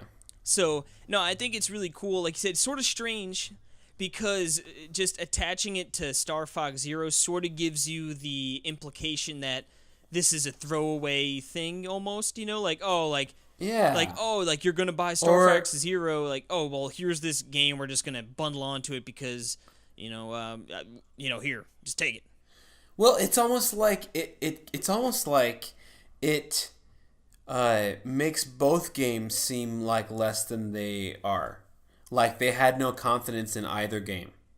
So they put them together to act as a team to make you purchase the game. It's like, well, we don't know if you're going to purchase Star Fox Guard, or Star Fox Zero for full price because we don't know if this is worth it. Like we don't know if people are going to like it. Well, let's juice it up with some Star Fox Guard here. And then, we don't know if, like Star Fox Guard, it's walking the thin line of full retail game and eShop game. And when you look at it now, I think it's definitely more in an eShop game territory. Yeah, definitely. Just for the way the gameplay is and everything. So yeah, it's very. I love having a case of Project Guard because it's like something out. It's immortalized to see that this was another game that came out on the Wii U. Like there was 2 Star Fox games, which is weird and funny to say, came out the same day. Like it's kind of like people say, remember when we were living in the age where 2 Metroids came out on the same day? Oh yeah, man, Fusion and Prime. Yeah, and it's kind of like, Crazy. Zero and Guard, which I know obviously it's not the same thing, but it's just so weird. It's a very interesting, and like you said, just rebranding Guard, which they could have done with anything, but I think it works really well in the Star Fox aesthetic. No, I think it seemed like a really good fit because, so essentially, for those who don't know, this game is pretty much a 3D tower defense game.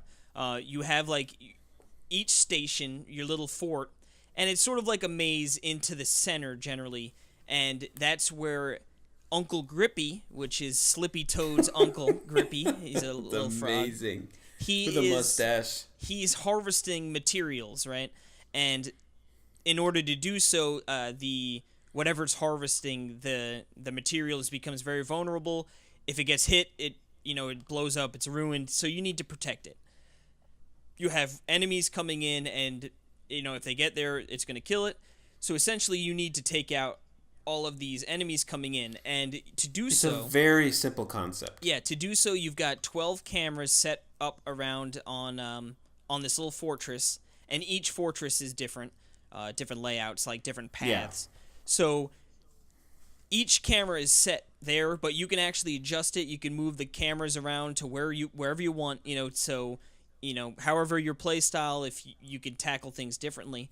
And essentially on the TV, you've got like an overview of all of your cameras. And there's like one big one in the middle, right? That's how it works with like the majority of the screen. So like that's your active camera. And in order to switch cameras, you use the gamepad and you click on which camera you want to use. So it uses both. You need to use both to utilize it. So I'm looking at the screen. I see my big area, and I can see there, and then in the little cameras up top, you sort of want to keep your peripherals on those to see where an enemy might be coming.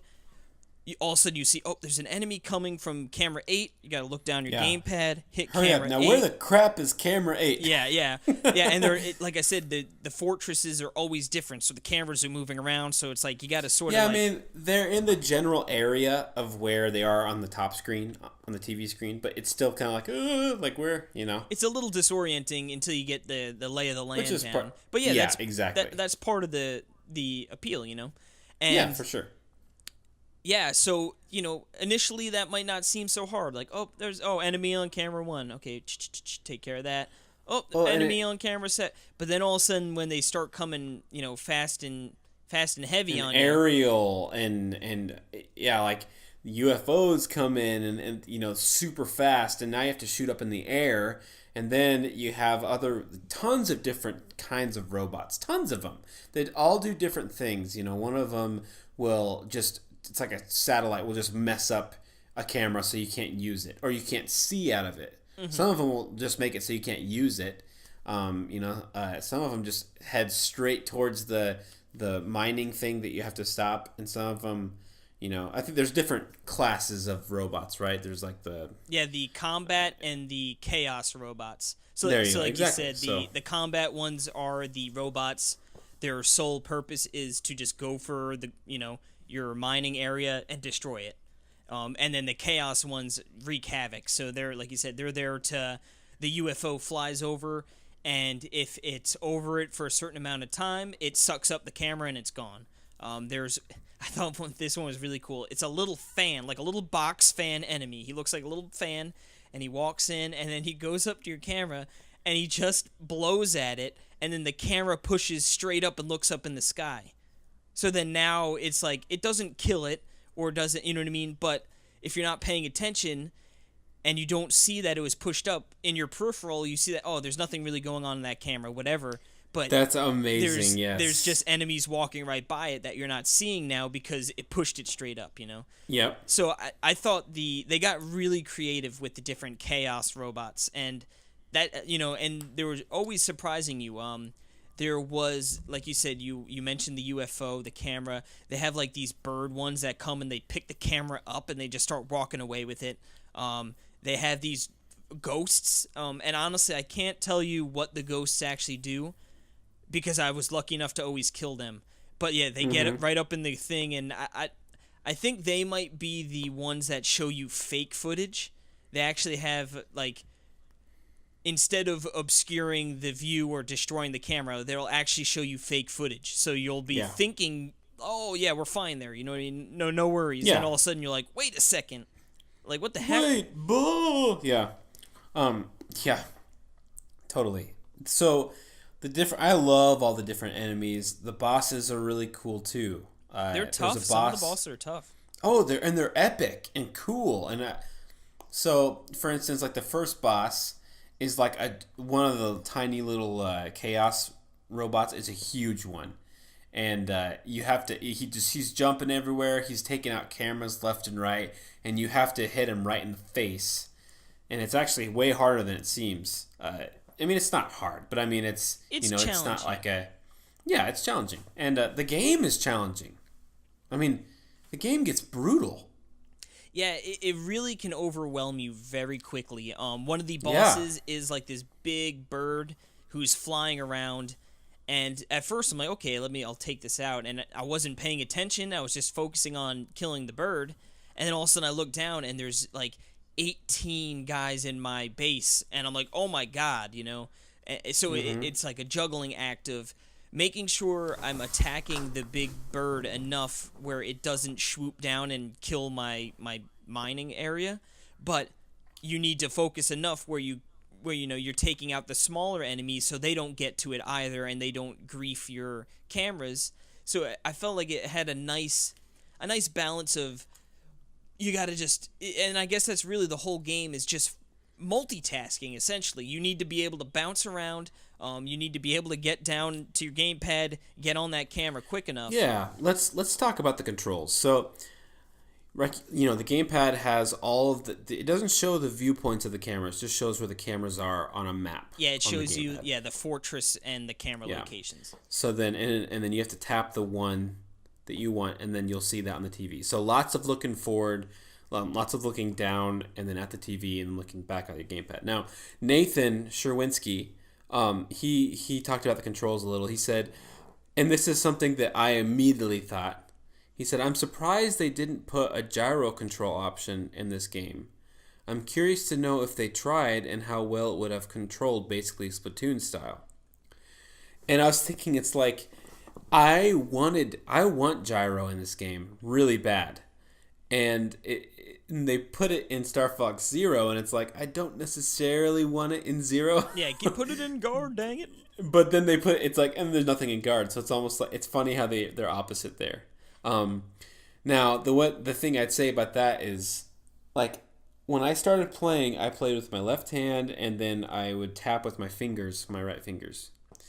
And then I saw on the screen them with a stylus, and I was like, what? I had the same exact experience. Oh, you did? Yep. So you're like, hey, okay, I'll try a stylus. Then, huh? And it's like, oh my goodness, stylus is way better. Yeah, way more just because, this is what, now I know it's because of the screen. I know that it's just because it's a capacitive screen, or whatever it's called. It's better with the stylus. It's a poop screen is what it is. That's what I'm saying, but it's a poop screen, but with the stylus, it gets the job done. Yeah, I mean, like with the stylus, it's excellent. That's the thing about when everyone is like with the gamepad. It's like, well, like the game. I mean, sure, a lot of games would have been good with a better screen with the electric, whatever you call it, like an iPhone. I don't know what it's called. Capacitive iPhone screen. I'm going to say it with the passive. But then you think for a lot of games, for just like this, like for any precision control, it's nice. So it's more of a, like, I'm thinking in Splatoon on Wii U. That's one of my favorite Wii U games for it. Right? Is that would have been perfect for an iPhone-like screen because you're tapping on the map to jump places, and it's just better when you want to use your hands, your fingers. It's better. But the thing is, like Super Mario Maker, and this game, Starfox Guard, the stylus is so much better, and this is why, like, I'm kind of scared about the concepts. It cannot exist on a Switch, like that's why. I think No, because listen, the League of Evil game, the touchscreen controls are awful for creating levels. Like using your finger or even a stylus, even one of those iPhone styluses, does not feel good at all. It's nothing like, because it's rubber ended. It's not a hard tipped end. It's nothing like a stylus on the old ones. I'm not saying it can't be done. I'm just saying it's not going to be as good. See, I would agree with level creation. Definitely a stylus would be better. Yeah, and that's really, and like, pick cross, that kind of stuff too. Yeah, but yeah, or like the Line Pixels DX. For a game like this, I could see working on the Switch just fine, because when we were playing initially without the stylus, and it was like, oh yeah, a little annoying to touch. But imagine on a nice responsive Switch screen, that would be easy to touch. And I just want to give a little context for people, as we mentioned, the gyro control. So essentially when you pull up your camera, it has a little like laser that you shoot the enemies with. And yeah, it's like a first-person shooter. Yeah, so you use the sticks to shoot it. So what he was saying, he would like the gyro control. Well, just the stick. When you get just into one it. stick. Yeah, just the stick, and then you shoot. Yeah. So it's like a one-handed game, really. It's like you can shoot with your trigger, ZL, and then you move it with your thumb. Oh, really? See, I think what I did was I'd switch to it, and then I just hold like the stylus between my finger, and then I would use the stick and just press A to shoot. Oh, like the left stick and A. But I guess there's diversity there, so you can play how you like. Yeah, but that's yeah, cool. I think the gyro would have worked really cool for that. Well, especially like, yeah.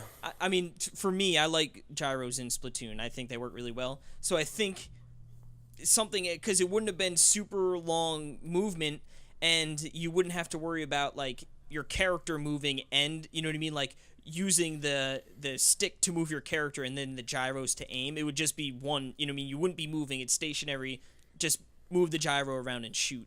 I feel like could have worked, or could have felt really good. I mean, like I said, I don't know if they tried it and it didn't feel good, or you know what their decision was there. I'm sure, yeah, it's a combination of the screen and what they thought would be the best, and you know, maybe they thought, well, just didn't work that well, so let's just not put any more resources into it, whatever. But like you said, playing it on a Switch would be nice, but here's the thing. This is definitely a Wii U game that I don't think you couldn't do it on Switch. No. Unless, okay, now getting back into what Nathan Sherwinski was saying, he said, I found myself looking down at the gamepad unnecessarily all the time. I really would have preferred a quick swap button to cycle through the cams, or even if the outer part of the gamepad UI matched the TV screen. Like, touch the corners to go to cams 1, 4, 9, 12, and so on. And he said they had 10 plus buttons on the gamepad, and they all do the same thing. So basically what I'm getting at is this game would have to be completely rewired to do on Switch, or to make other installments in this. You know, like it's a very 2-screen based game. Yeah, now I guess what I think, yeah, all right. So when you're looking at the gamepad, right? Yeah, well, I guess that's sort of, because I'm saying if you're looking at the TV, right, you've got your big camera that you're working in the middle, and then you've got the other cams surrounding that on the outside of the screen. Yeah. Yeah, it's like you could just click and swap to those easily, but then I guess that sort of takes out a lot of the fun, really, because then it's like, oh, I'm just looking at one screen, and it's just super easy to bounce around. Like, you know, the challenge comes from having to look down and find where the, you know, your camera is. Yeah, I think that's a big part of it. For sure, yeah. Yeah, I just don't know if it would really work too well. I mean, I could think of maybe like on the DS or 3DS, something. That's exactly what I was going to say. I was like, now this game would have been amazing on 3DS. Amazing, especially with the 3D on the top screen, and it's right there, you know, and holding it and how much less heavy the 3DS is than the Wii U gamepad. Yeah. So to hold that with your left hand and then be able to do that, and then and with your stylus on the right hand, it would have been perfect.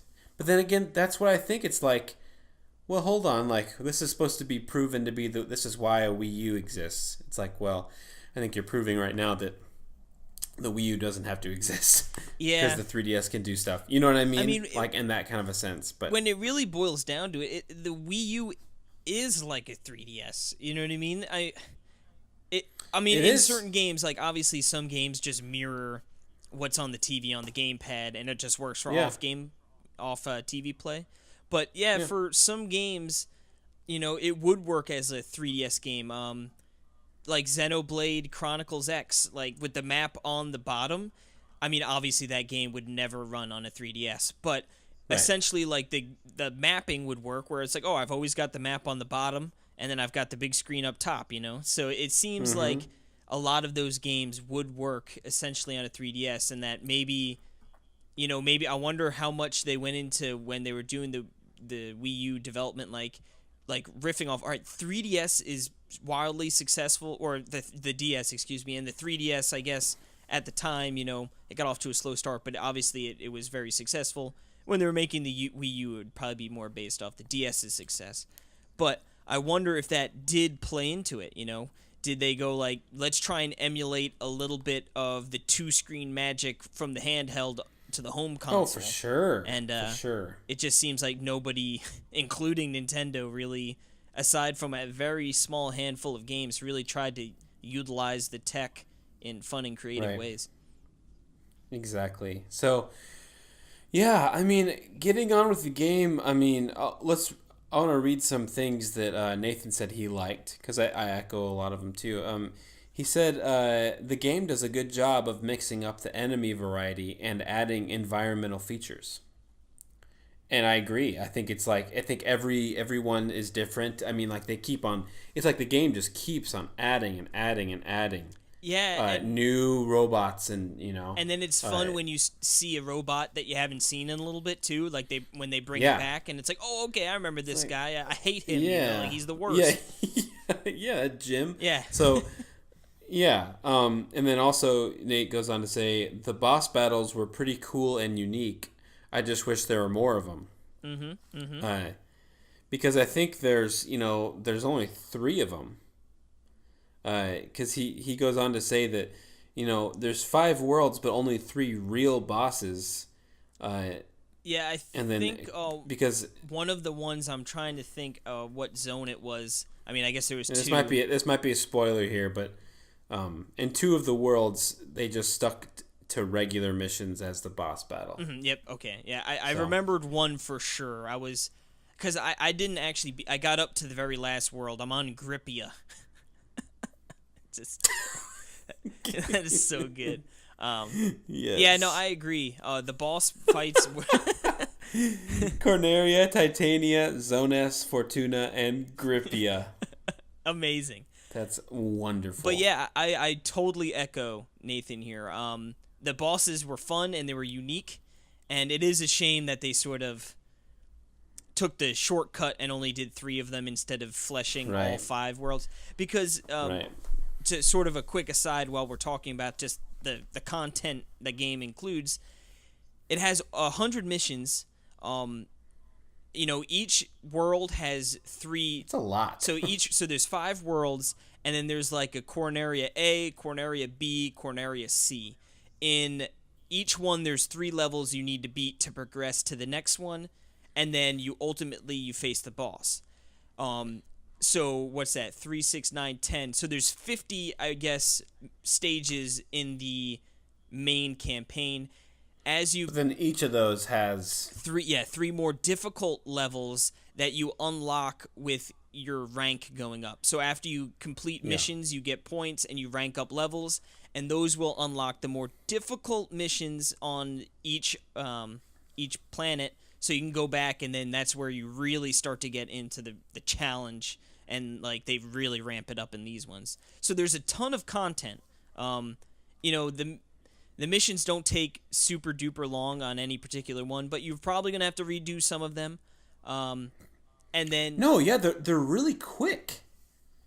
They're really fast. Yeah, you're right. They really don't take long. I'm always amazed. It's like for a console experience, how quick they go is very unusual. They're like 2 minutes.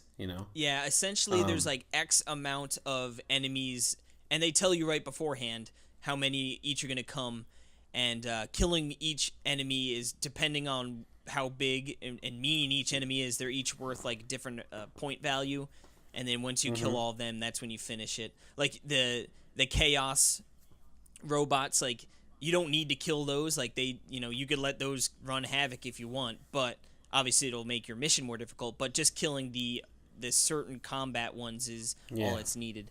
And then if those levels aren't enough for you, there is an editor involved as well, which it doesn't let you edit the fortresses, but it lets you edit the path of the enemies, so you can sort of orchestrate your own attack that might be challenging for people to and then you can actually upload those online. So that's a pretty cool feature. I didn't really mess around with that, but me either. I like I said, it's like that they had a bunch of stuff planned for this game like that, and it's crazy that this game has online and Zero doesn't. Yeah, I know. Yeah, how funny is that? Which is, man, if Zero had online, man, that would have been a game changer for like multiplayer battles. Anyway, I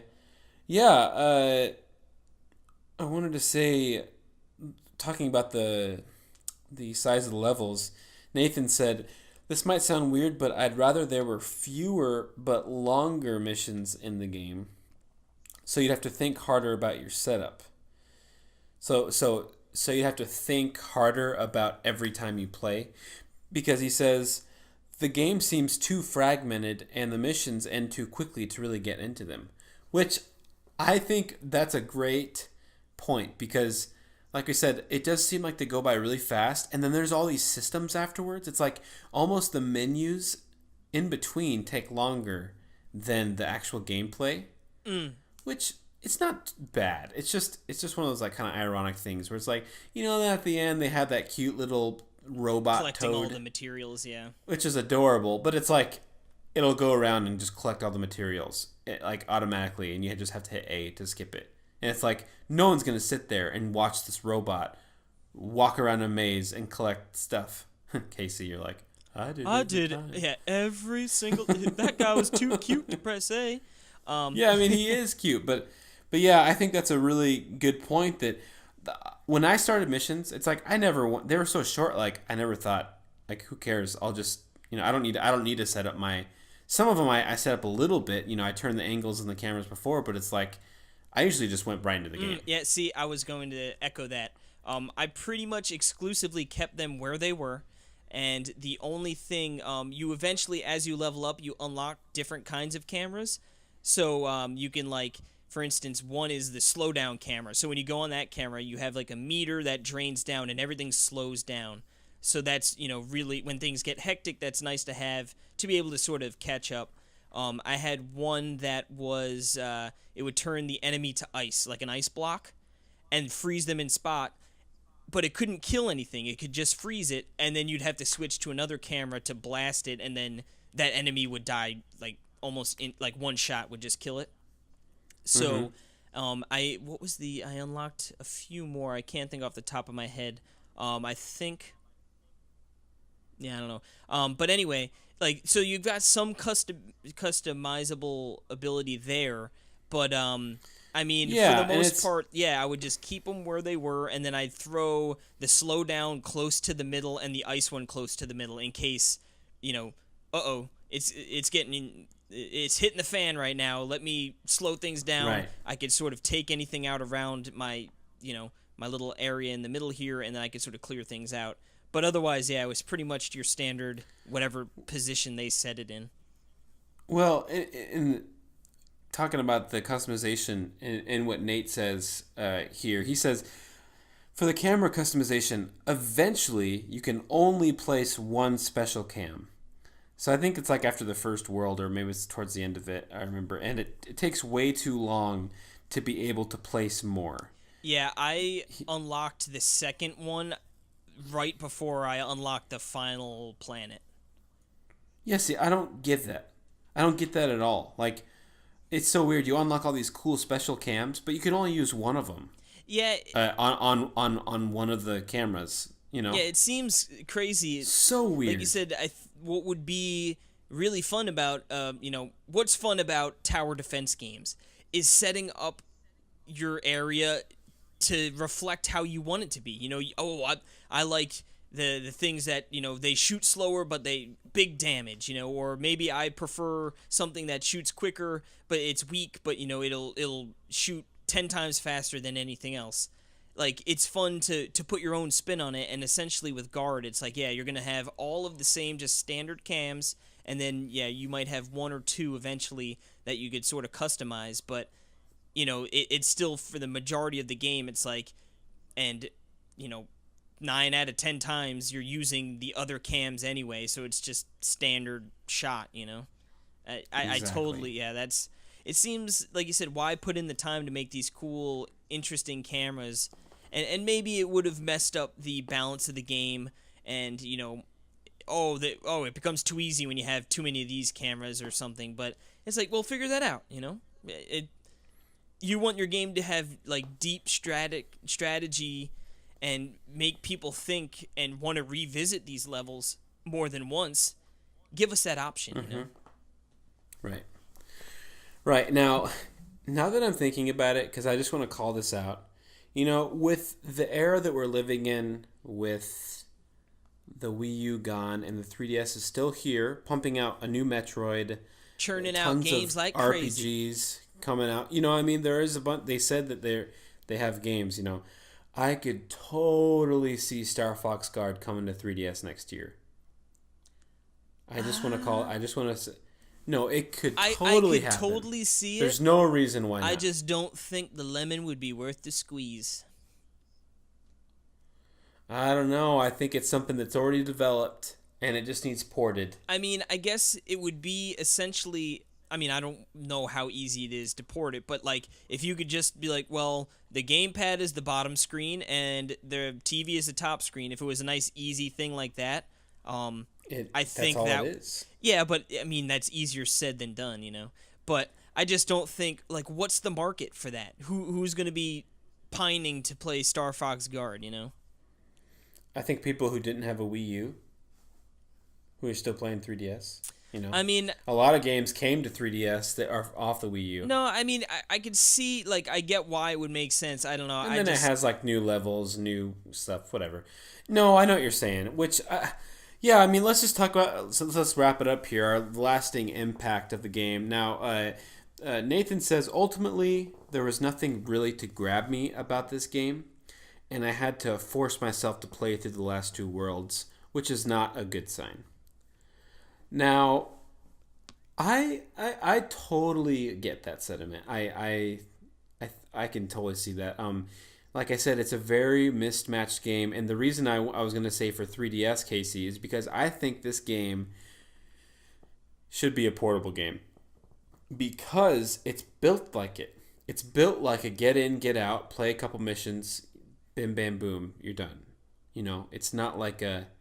It's not like this deep experience, you know, which I thought it would be. I thought, you know, you're thinking it's kind of like this, you know, the security camera, you know, the Wii U just seems like it's the ultimate console to be like, to have the ultimate experience with the screen in your hands and on the TV, kind of like, you know, you're the guy, you're the computer technician behind the superhero running everything. You know what I mean? Yeah, no, it feels cool.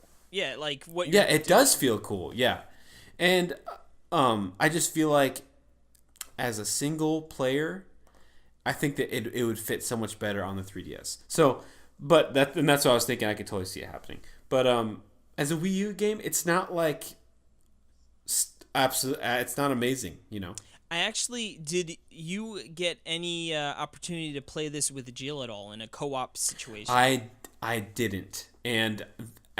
That would be really fun, I feel like. See, now, not this time around, so when the game came out, I played, like, the first world, just, you know, to see what it was all about, and then I sort of didn't play it. Mm-hmm. But at that time, I actually played with Caitlin, so, like, we were able to, like, and we had fun, you know, like, I was manning the gamepad, and she'd be, like, helping call out, like, oh, camera 9, you know what I mean? Yeah, that's awesome. So that, it definitely has a little bit of a co-op element if you have someone to play with, which is pretty cool. And you know, if a 3DS version ever came out, obviously that's not something that would really be viable. I mean, unless you had someone sitting over your shoulder. But so I thought that was pretty cool to be able to take a, you know, what is pretty much a single player game and sort of make it into a little bit of a multiplayer game.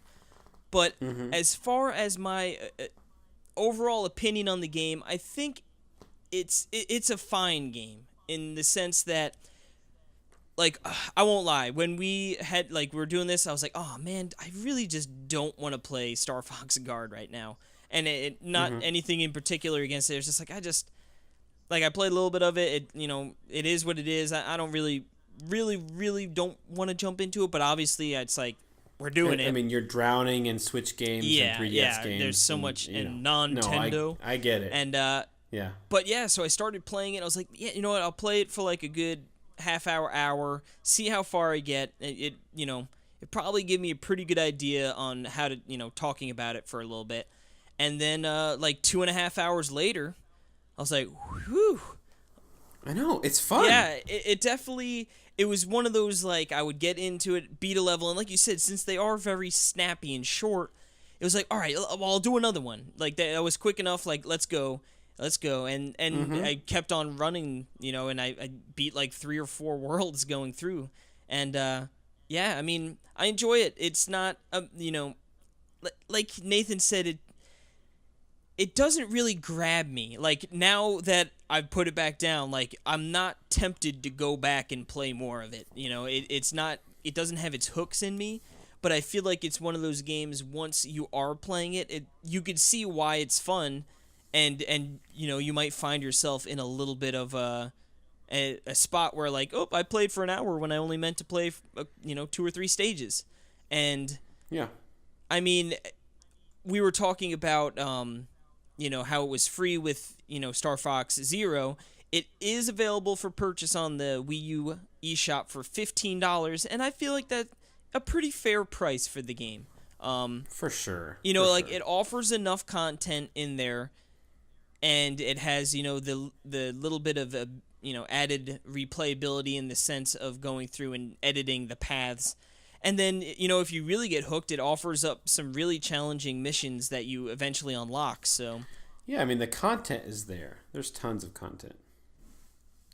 Now, I think we should just for fun's sake, give it a score.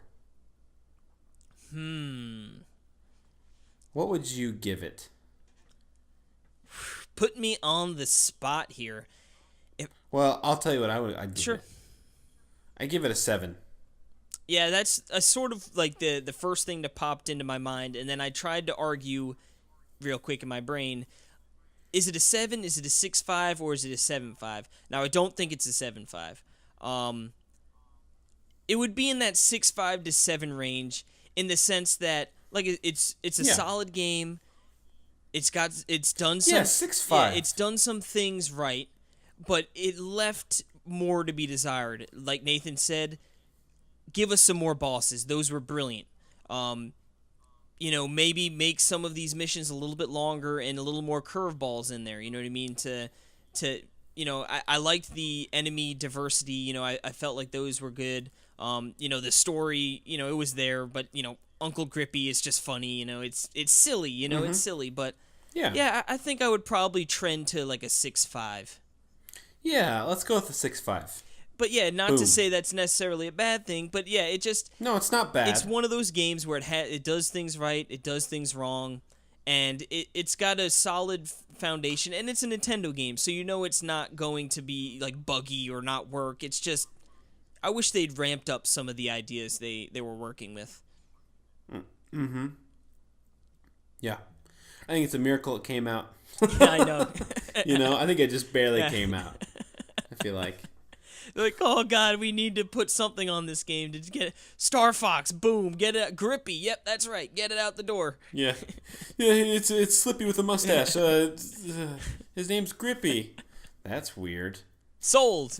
I want to see the Grippy puppet.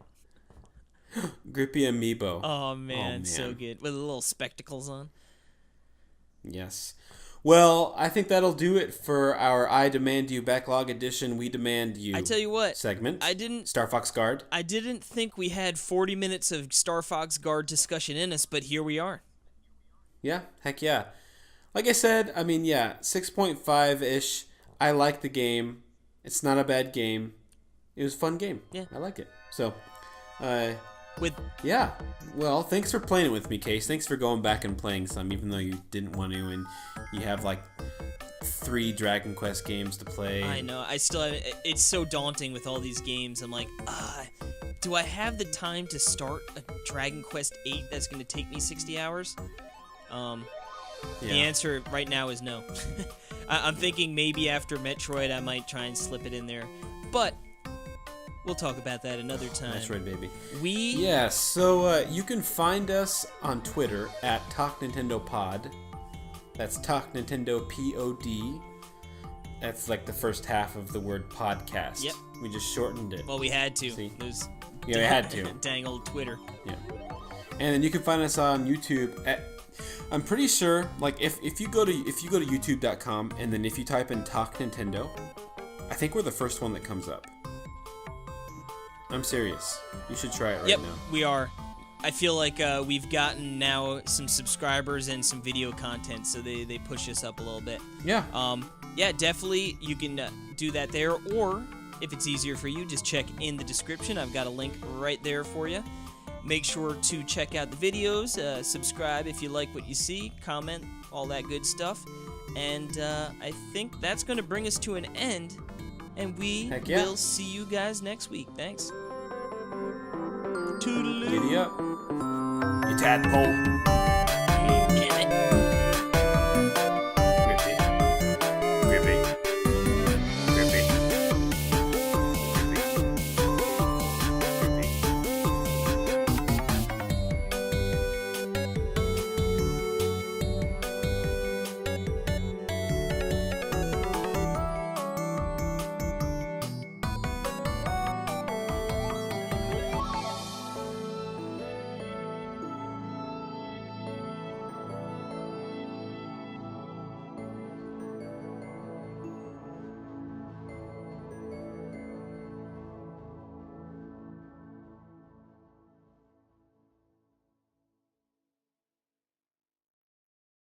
Dun dun dun dun dun dun dun dun dun dun.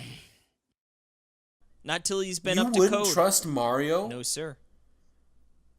Like, you get on out of here. Give me Luigi. I bet you Luigi's the better plumber anyway. I bet you Mario's the guy that goes into the house, schmoozes up the housewife or the husband, whoever's home, sweet talks him while Luigi's out there slaving away, fixing those pipes, and then he gets, a quarter of the price. It's baloney. Well, it's baloney, I tell you. Luigi sounds like a Jim Brony. I tell you what, I'd invite Luigi over to my house to kick back a beer and fix some pipes. I tell you what. You'd make him drink on the job? Yes, sir. He's licensed. It's okay. He's insured. If he messes up, it's all right. Yeah. Anyway, okay. So, yeah. I think we're getting a little loopy here on the little news block we got going here. I'm not a huge Metroid fan. I enjoy it, but I'm not like a true diehard of the franchise. So, get off my podcast. Well, when he ruins your pipes and then he's not insured and he's like, sorry. It's a poop screen, but hey, I got a joke for you. Are you ready? I'm all ears. All right. Okay. This horse walks into a bar, okay? And the bartender says, "Get out of here, you horse." Was that Sarah Jessica Parker? Sarah Jessica Parker? I'm Sarah Jessica Parker, excuse me. What does that mean? You don't know who Sarah Jessica Parker is? Well, I mean, I do, but why are you saying that? People think she looks like a horse. Oh, okay. Now I get it. That is mean-spirited. You just randomly saying I googled image. I just said Sarah Jessica Parker, and I Google image. Check in the chat. And one of the first images. It's just a side by side of her and a horse. Oh, that is too funny. All right. My whole life, I've always thought she is not attractive at all, and I don't know why she's famous. Not to hate on her or anything, but I guess always thought that. I mean, you could be fugly looking and still be a good actress, but. Yeah, I'm not saying she's not a good actress. But yeah, I feel like a lot of people thought, I don't know. I guess she was Sex in the City, right? I believe was the show she got popular on. Yeah. I don't know. Anyway, what was your joke? Sorry, you're like, she was Sex in the City, right? That's the name, right? And then you have all the I got the Blu-rays on DVD behind you, and my Jessica Parker horse posters. Sarah Jessica. Did you see there was another one, dude. Yeah, I saw that. That's hilarious. You didn't even type horse. No, did you? I just typed in Sarah Jessica Parker. That's mean. Okay. What was your joke? Sorry. I already said it. What was it? A horse walks into a bar, and the bartender says, "Get out of here, you horse!" And then he left?